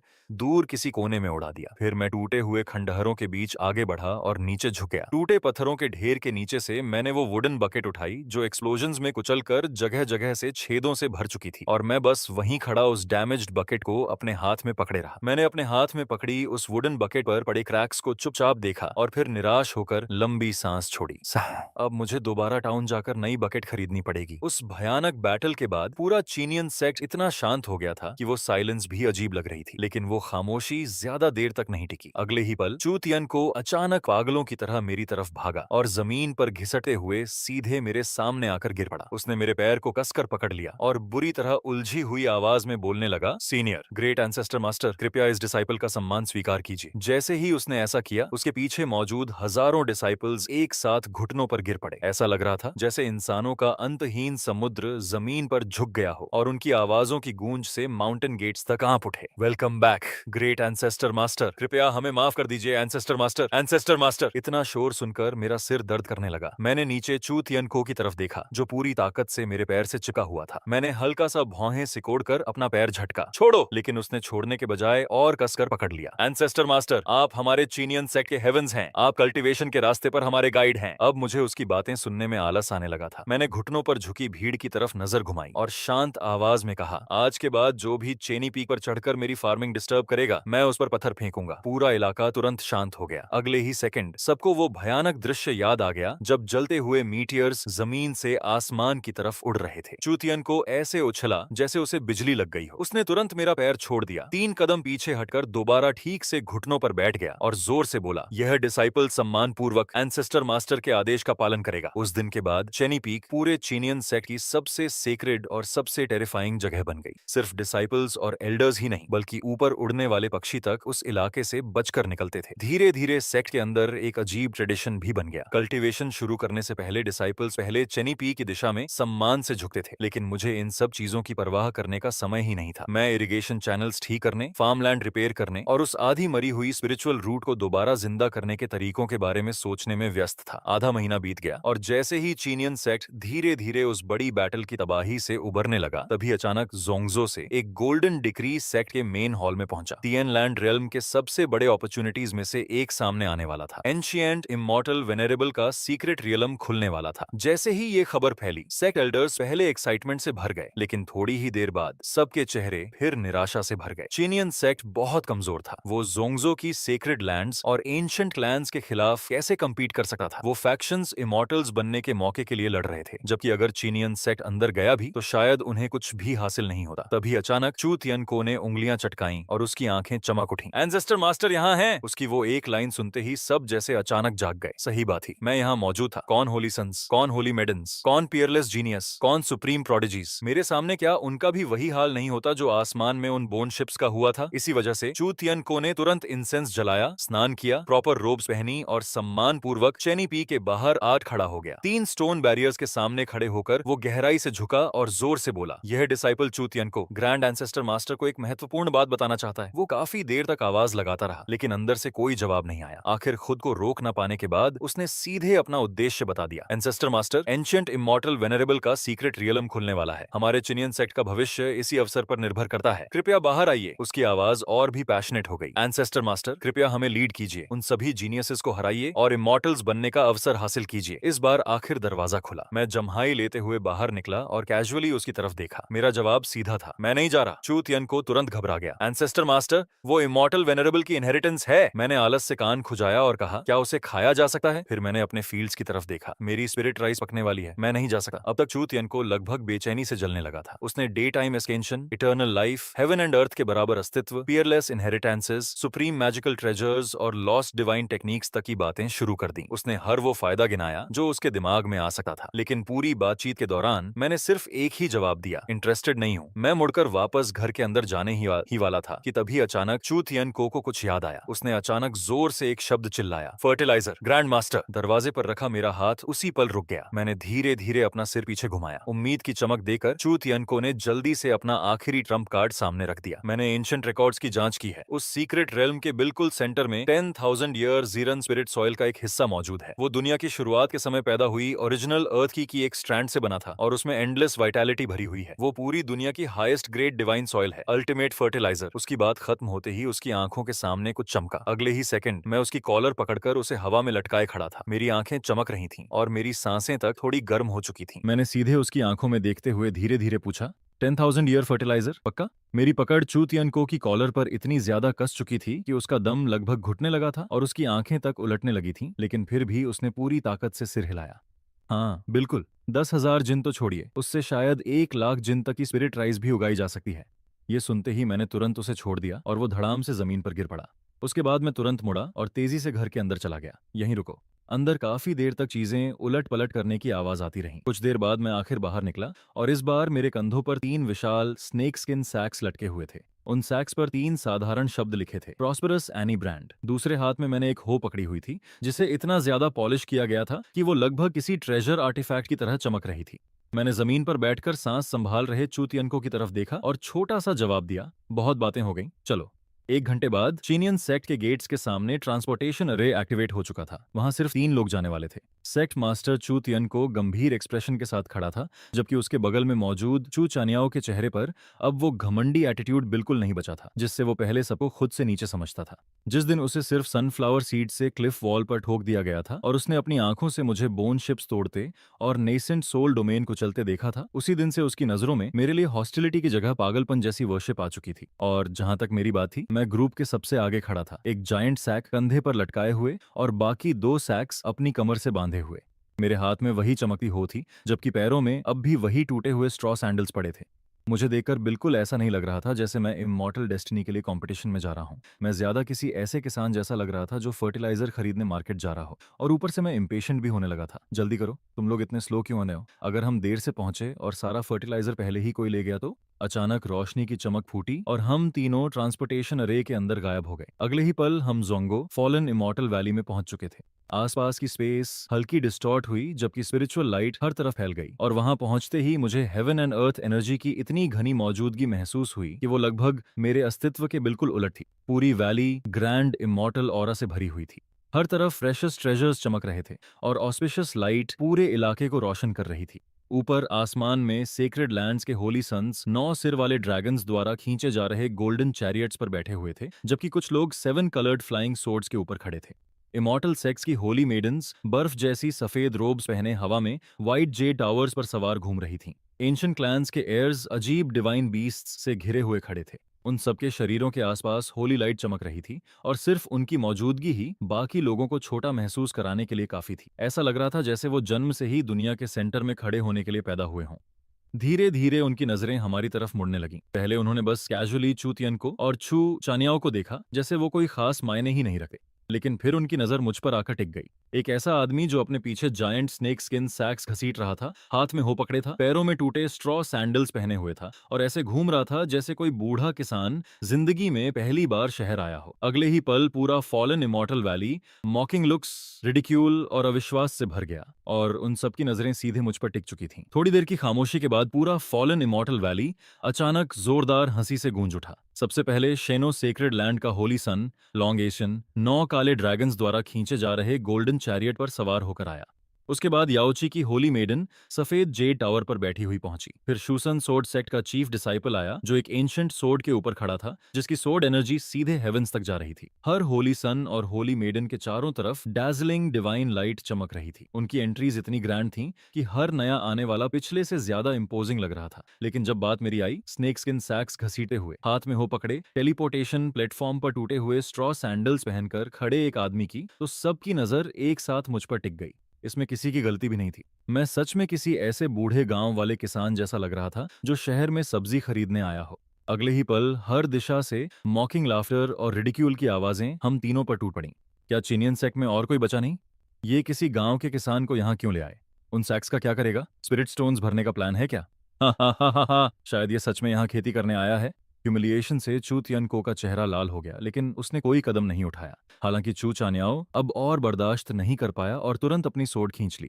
अर्ली नेसेंट सोल कल्टीवेटर की सोड ऑरा सीधे आसमान में उठी और उसने अपनी सोड सबसे जोर से हंसने वालों की तरफ तान दी। कैओस शुरू होने ही वाला था कि मैंने कैजुअली हाथ बढ़ाकर उसके शोल्डर को हल्के से पकड़ लिया। इनसे बहस करके क्या मिलेगा?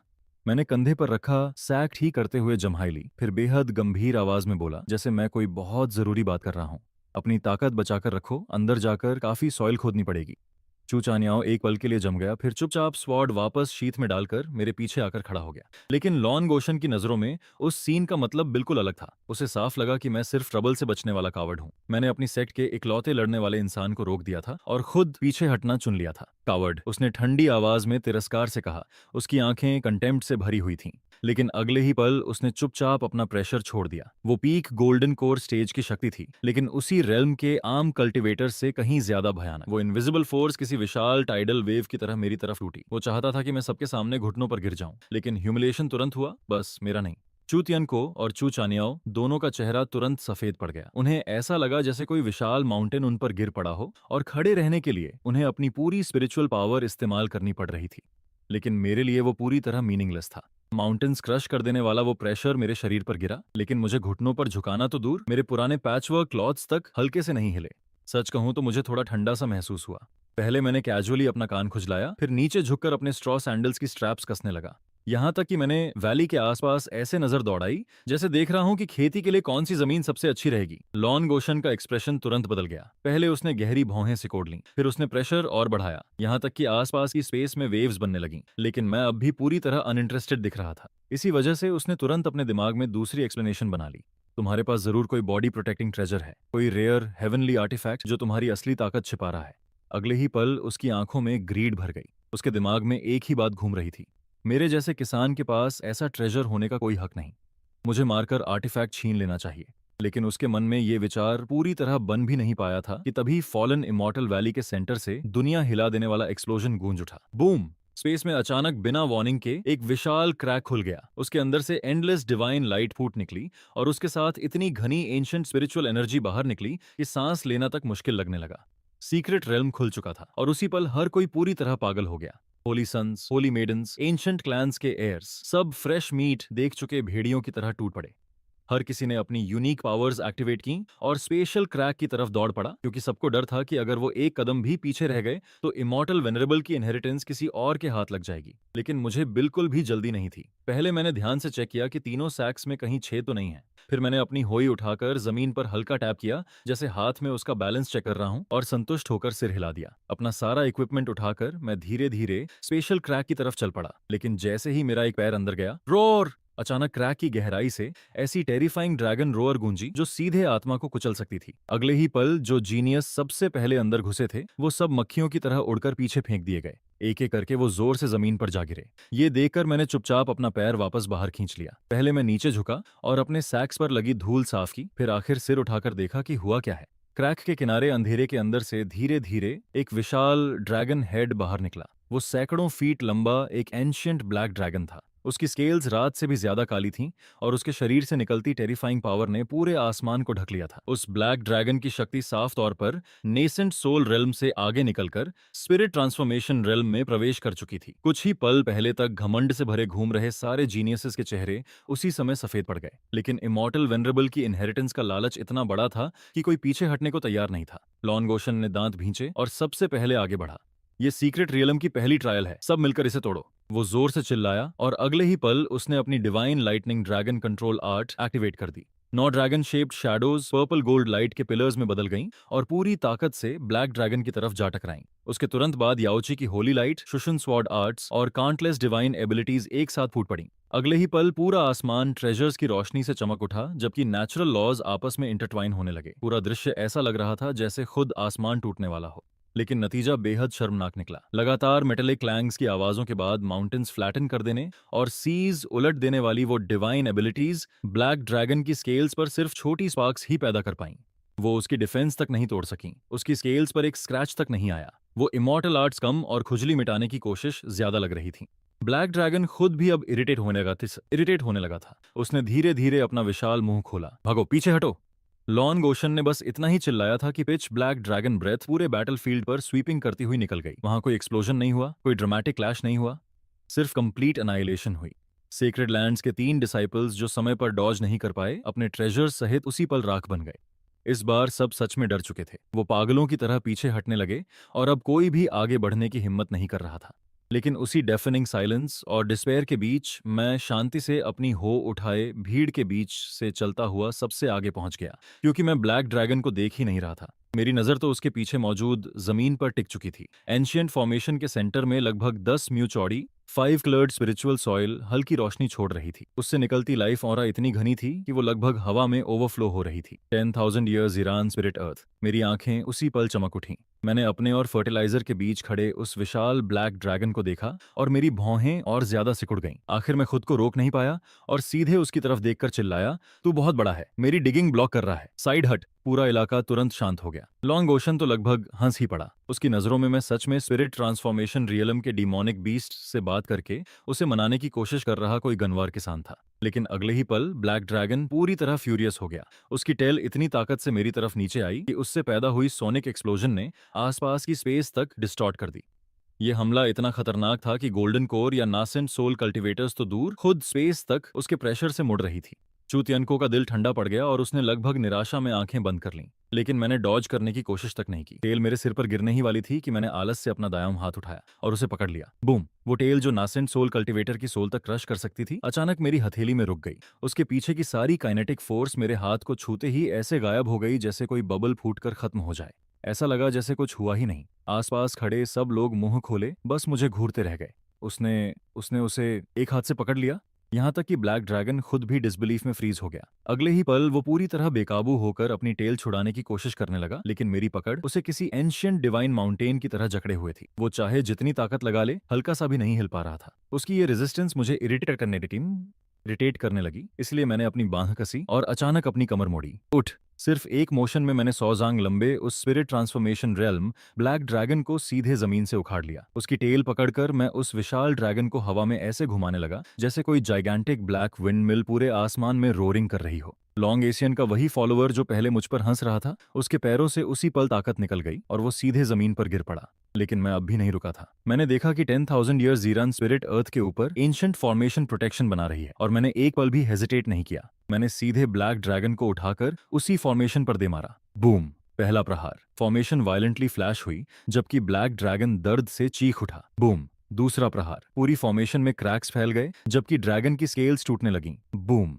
तीसरा प्रहार। एंशिएंट फॉर्मेशन उसी पल एक्सप्लोड हो गई और बेचारा ब्लैक ड्रैगन आखिर इतनी बुरी तरह पटकने के बाद अपनी आखिरी सांस भी खो बैठा। मैंने उसकी कॉर्प्स को कैजुअली ऐसे फेंक दिया जैसे कोई मरा हुआ सांप डिच में फेंकता है। फिर मैंने अपनी हो जमीन पर डाली। अब मुझसे इंतजार नहीं हो रहा था। मैंने तुरंत अपना हार्वेस्ट ब्रांडेड सैक खोला, उसके अंदर से छोटा शवल निकाला, नीचे स्क्वाट किया और पूरी तेजी से स्पिरिट सॉइल भरना शुरू कर दिया, जैसे कल नाम की कोई चीज ही नहीं हो। मेरे स्पिरिट सॉइल शवेल करने की क्रिस्प आवाज पूरे फॉलन इमॉर्टल वैली में गूंज रही थी और बाकी बचे सारे जीनियस कभी किनारे पड़े बेहोश ब्लैक ड्रैगन को देखते तो कभी मुझे खुशी खुशी अपने सैक्स में मिट्टी भरते देखते। उनकी सोच पूरी तरह काम करना बंद कर चुकी थी।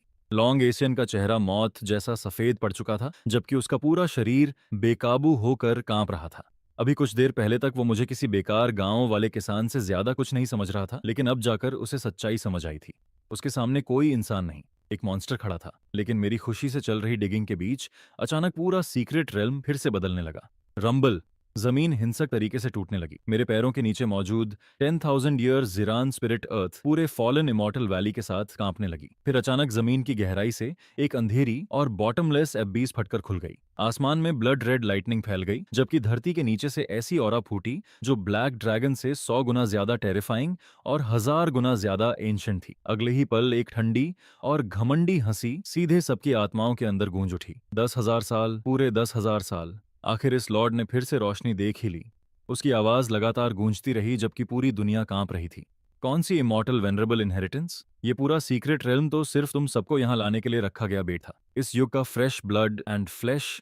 सबके दिल उसी पल डूब गए। ये ट्रैप था। शुरू से अंत तक पूरा सीक्रेट रेल्म सिर्फ एक विशाल डिसेप्शन निकला। कुछ ही पलों बाद अबिस के अंदर से 10,000 जांग से भी ऊंचा हॉरिफाइंग शैडो धीरे धीरे ऊपर उठने लगा। उसका चेहरा साफ दिखाई नहीं दे रहा था, सिर्फ उसकी दो आंखें दिख रही थीं जो एंडलेस ब्लैक होल्स की तरह अपने आसपास की हर चीज को निगल रही थीं। सिर्फ उसकी एक नजर ही चूतियन को जैसे नेसेंट सोल कल्टीवेटर की सोल तक तोड़ देने के लिए काफी थी। एंशिएंट क्लैन के एक एयर ने उसे तुरंत पहचान लिया और डर के मारे घुटनों पर गिर पड़ा। Heavens wallowing evil immortal. ये हेवंस वॉलोइंग ईविल इमॉर्टल की रेमनेंट सोल है, जिसे पहले इमॉर्टल वेनरेबल ने यहाँ सील किया था। तोंतियन नाम का वो डिमोनिक इमॉर्टल सबके डर का मजा लेता हुआ मुस्कुराया। पहले उसने कैजुअली हाथ उठाया और सीक्रेट डायमेंशन के एग्जिट पोर्टल को आसानी से मिटा दिया। उसके बाद सबने घबराकर अपने टेलीपोर्टेशन स्टोन्स क्रश किए, लेकिन कुछ नहीं हुआ। एग्जिट पूरी तरह सील हो चुका था। उस पल तक घमंड से भरे घूम रहे सारे होली सन्स और होली मेडन्स आखिर टूट गए। सबसे पहले लॉन्ग एशियन घुटनों पर गिरा। डर से उसका पूरा शरीर कमजोर पड़ चुका था और वो बार बार सिर जमीन पर मारते हुए चिल्ला रहा था, ग्रेट डेमोनिक इमॉर्टल, मैं शेनो सेक्रेड लैंड का होली सन हूँ। मेरा ब्लड आपके काम जरूर आएगा। कृपया कृपया मेरी जान बख्श दीजिए। याओची की होली मेडन भी डर से पूरी तरह सफेद पड़ चुकी थी। रोते चिल्लाते हुए कह रही थी कि वो स्लेव बनने के लिए तैयार है। बाकी सबका हाल भी अलग नहीं था। हर कोई डर से कांप रहा था और अपनी सारी शर्मनाक साइड बाहर निकाल चुका था, पूरी तरह कल्टीवेटर्स की डिग्निटी को मिटाते हुए। टोनतियान संतुष्टि से मुस्कुराया, फिर उसने अचानक गहरी सांस ली।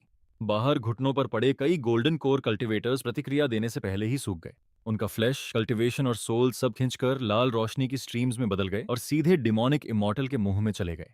जमीन पर सिर्फ सूखी हुई कॉप्सेस बचीं। उस समय तक सारी उम्मीद पूरी तरह खत्म हो चुकी थी और उस डिस्पेयर, क्राइंग और स्क्रीमिंग से भरी जगह में सिर्फ मैं अलग था। मुझे उसकी किसी बात से कोई फर्क नहीं पड़ रहा था। इस समय मेरी सबसे बड़ी समस्या थी हवा। एबिस से निकल रही ईविल विंड बहुत ज्यादा तेज थी, इतनी कि मेरी आंखें तक ठीक से नहीं खुल पा रही थीं। और सबसे जरूरी बात, वो बार बार मेरे फर्टिलाइजर सैक को उड़ाने की कोशिश कर रही थी। इसलिए मैंने सबसे पहले उस सैक को कसकर पकड़ लिया, जो पहले से आधा स्पिरिट सॉइल से भर चुका था। फिर हवा से लड़ते हुए उसे मजबूती से बांधा और ऊपर से एक बड़ा डर्ट चंक रख दिया ताकि वो उड़ न जाए।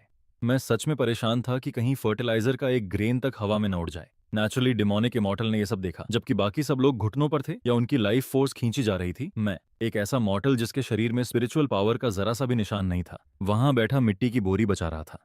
टोनतियन उसी पर इरिटेट हो गया। एक मामूली मर्टल मेरे सामने डिसरिस्पेक्ट दिखाने की हिम्मत करता है? उसकी बात खत्म होते ही उसने हैंडसील बनाया और सीधे ऐसी फोर्बिडन टेक्निक इस्तेमाल कर दी जो इस दुनिया के लॉज से भी ऊपर थी, द ग्रेट आर्ट ऑफ कर्म सीजर। अगले ही पल हर दिशा से काउंटलेस इनविजिबल थ्रेड्स अचानक प्रकट हुए और तुरंत मेरी आर्म्स, लेग्स, नेक और फॉरहेड के बीचों बीच लिपट गए।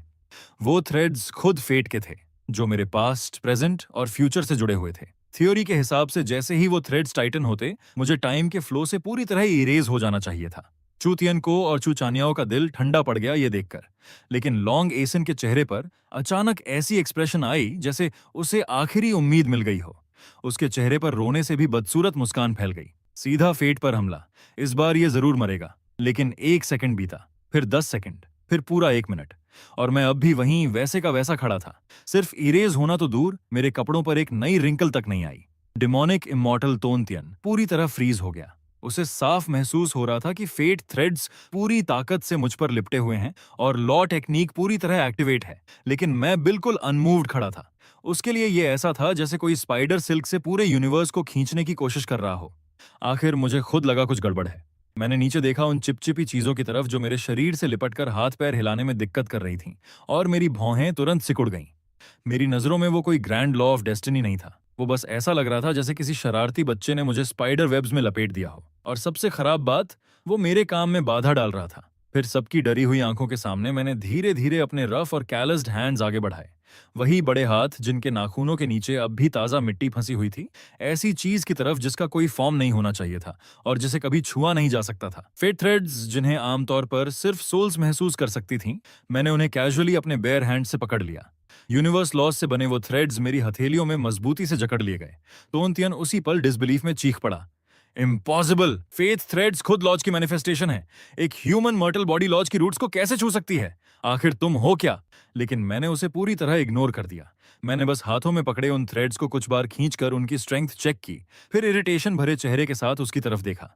ओए, ये टूटी फूटी स्ट्रिंग्स किस लिए हैं? मेरे ऊपर क्यों लपेट रखी हैं? क्या मुझे स्वेटर बुनने का प्लान है? पूरी दुनिया शांत हो गई। याओची की होली मेडन ने एक पल के लिए सांस लेना बंद कर दिया और वहीं बेहोश होकर गिर पड़ी। लॉन्ग ओशन का दिमाग पूरी तरह ब्लैंक हो चुका था, जबकि उसके मुंह के कोने से धीरे धीरे लार बह रही थी और उसे खुद एहसास तक नहीं था। वो डेस्टिनी लॉज थे और मैं उन्हें नैटिंग स्ट्रिंग्स बोल रहा था। लेकिन साफ था कि अब मेरा पेशेंस खत्म हो चुका था। मैंने अचानक फेथ थ्रेड्स पर अपनी पकड़ कस दी और मेरी आर्म्स की मसल्स ऐसे उभर गईं जैसे एंशिएंट ड्रैगन्स नींद से जाग रहे हों। अगले ही पल मेरी बाहों से टेरिफाइंग स्ट्रेंथ फूट पड़ी।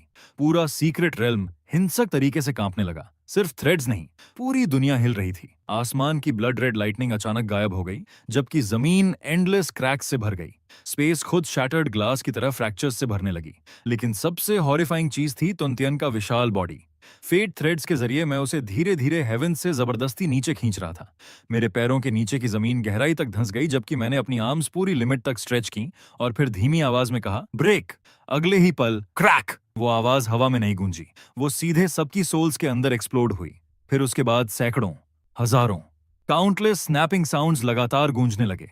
डेस्टिनी थ्रेड्स, जो एग्जिस्टेंस और फेट को रिप्रेजेंट करते थे, उन्हें सबसे प्योर, वायलेंट और अनरीजनेबल तरीके से डिस्ट्रॉय किया जा रहा था।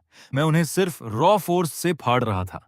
तोंतियन ऐसा लग रहा था जैसे एक साथ लाखों जायंट हैमर्स ने उसे दे मारा हो। उसके विशाल बॉडी पर तुरंत क्रैक्स फैल गए, जबकि उसके मुंह से ब्लड एसेंस फूट पड़ी और पहली बार उसकी आवाज में फियर और पैनिक दिखाई दिया। उसी पल लॉन्ग एशियन आखिर पूरी तरह टूट गया। वो अचानक घुटनों पर गिर पड़ा और बिना अपनी डिग्निटी की परवाह किए लगातार मेरी तरफ कोटो करने लगा। बाकी जीनियस ने यह देखा तो जैसे उन्हें सर्वाइवल की आखिरी उम्मीद मिल गई हो। एक एक करके सब मेरे सामने घुटनों पर गिर पड़े और डेस्परेटली मर्सी की भीख मांगने लगे। उस समय वो होली सन्स या होली मेडन्स नहीं रह गए थे।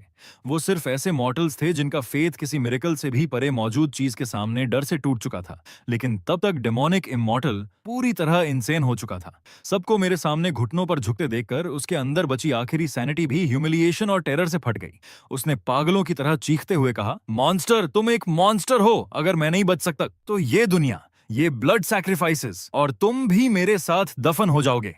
उसकी बात खत्म होते ही उसने खुद को सीक्रेट रेल्म के आसमान में दे मारा। अपनी शैटर्ड सोल को हेवन एंड अर्थ के लिए सैक्रिफाइस बनाते हुए वर्ल्ड डिस्ट्रॉइंग एनाइलेशन फॉर्मेशन को जबरदस्ती एक्टिवेट कर दिया। पूरा सीक्रेट रेल्म उसी पल अपने अंत की तरफ कोलैप्स होने लगा। आसमान टूटे हुए ग्लास की तरह बिखर गया, जिसके पीछे ठंडी और लाइफलेस वॉइड दिखाई देने लगी, जबकि जमीन तेजी से अंदर की तरफ धंसने लगी। सीक्रेट रेल्म के सेंटर में काउंटलेस स्पेशल लॉज के फ्रैगमेंट्स से बना एक जाइगैंटिक ब्लैक ग्राइंडिंग व्हील धीरे धीरे प्रकट हुआ। हर बार जब वो घूमता, उसके आसपास एंडलेस स्पेशल क्रैक्स खुल जाती, जैसे किसी मॉन्स्टरस मीट ग्राइंडर की ब्लेड्स हों। माउंटेन्स, रिवर्स, फॉरेस्ट्स, प्लांट्स, जो भी उसके संपर्क में आता, वो उसी पल डिस्ट्रॉय हो जाता।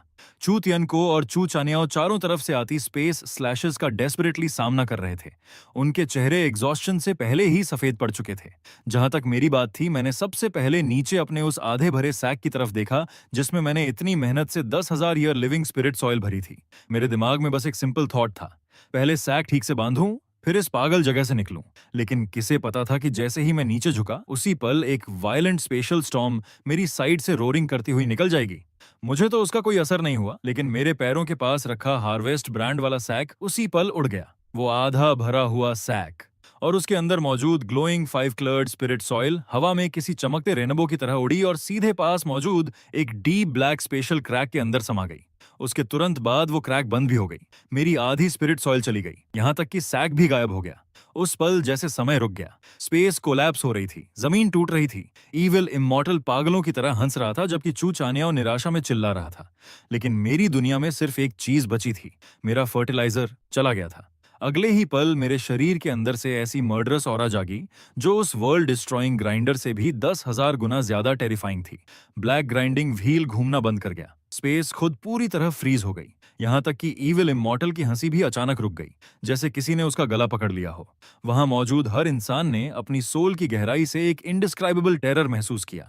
मैंने धीरे धीरे अपना सिर उठाया। मेरी आंखें जो पहले शांत और साफ थीं, अब ब्लड कलर्ड डार्कनेस से भरी एंडलेस अबिस बन चुकी थीं।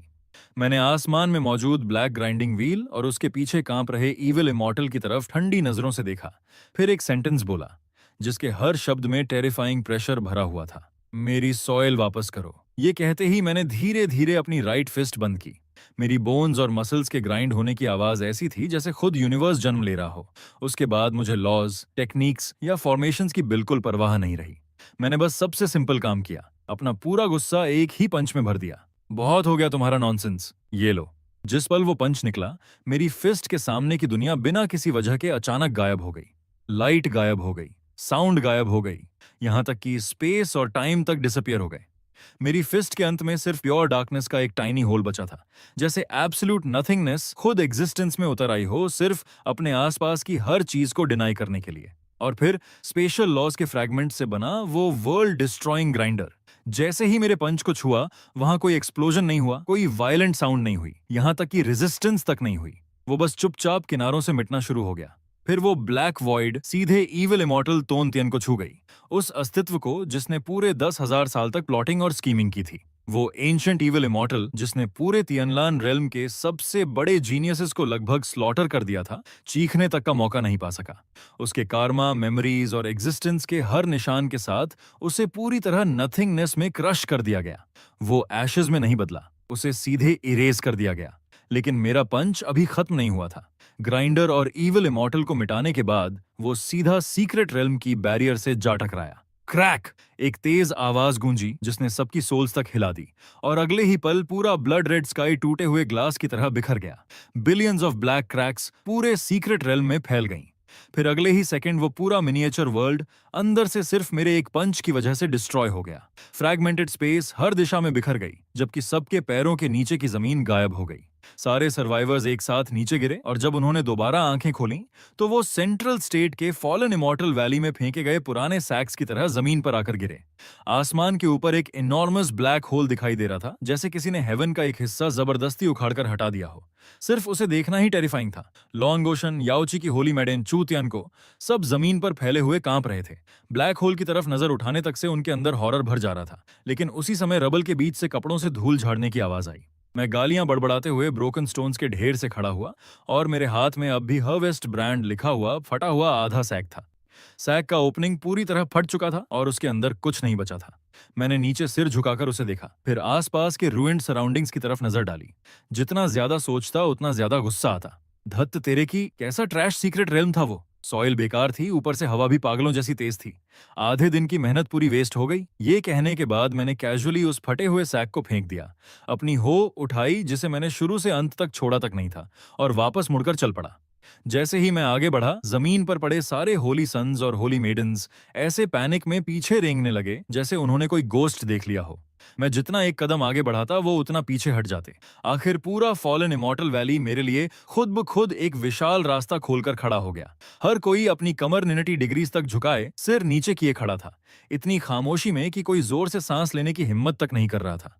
ऐसा लग रहा था जैसे मॉर्टल्स के बीच चल रहे किसी एंशिएंट गॉड को विदा किया जा रहा हो।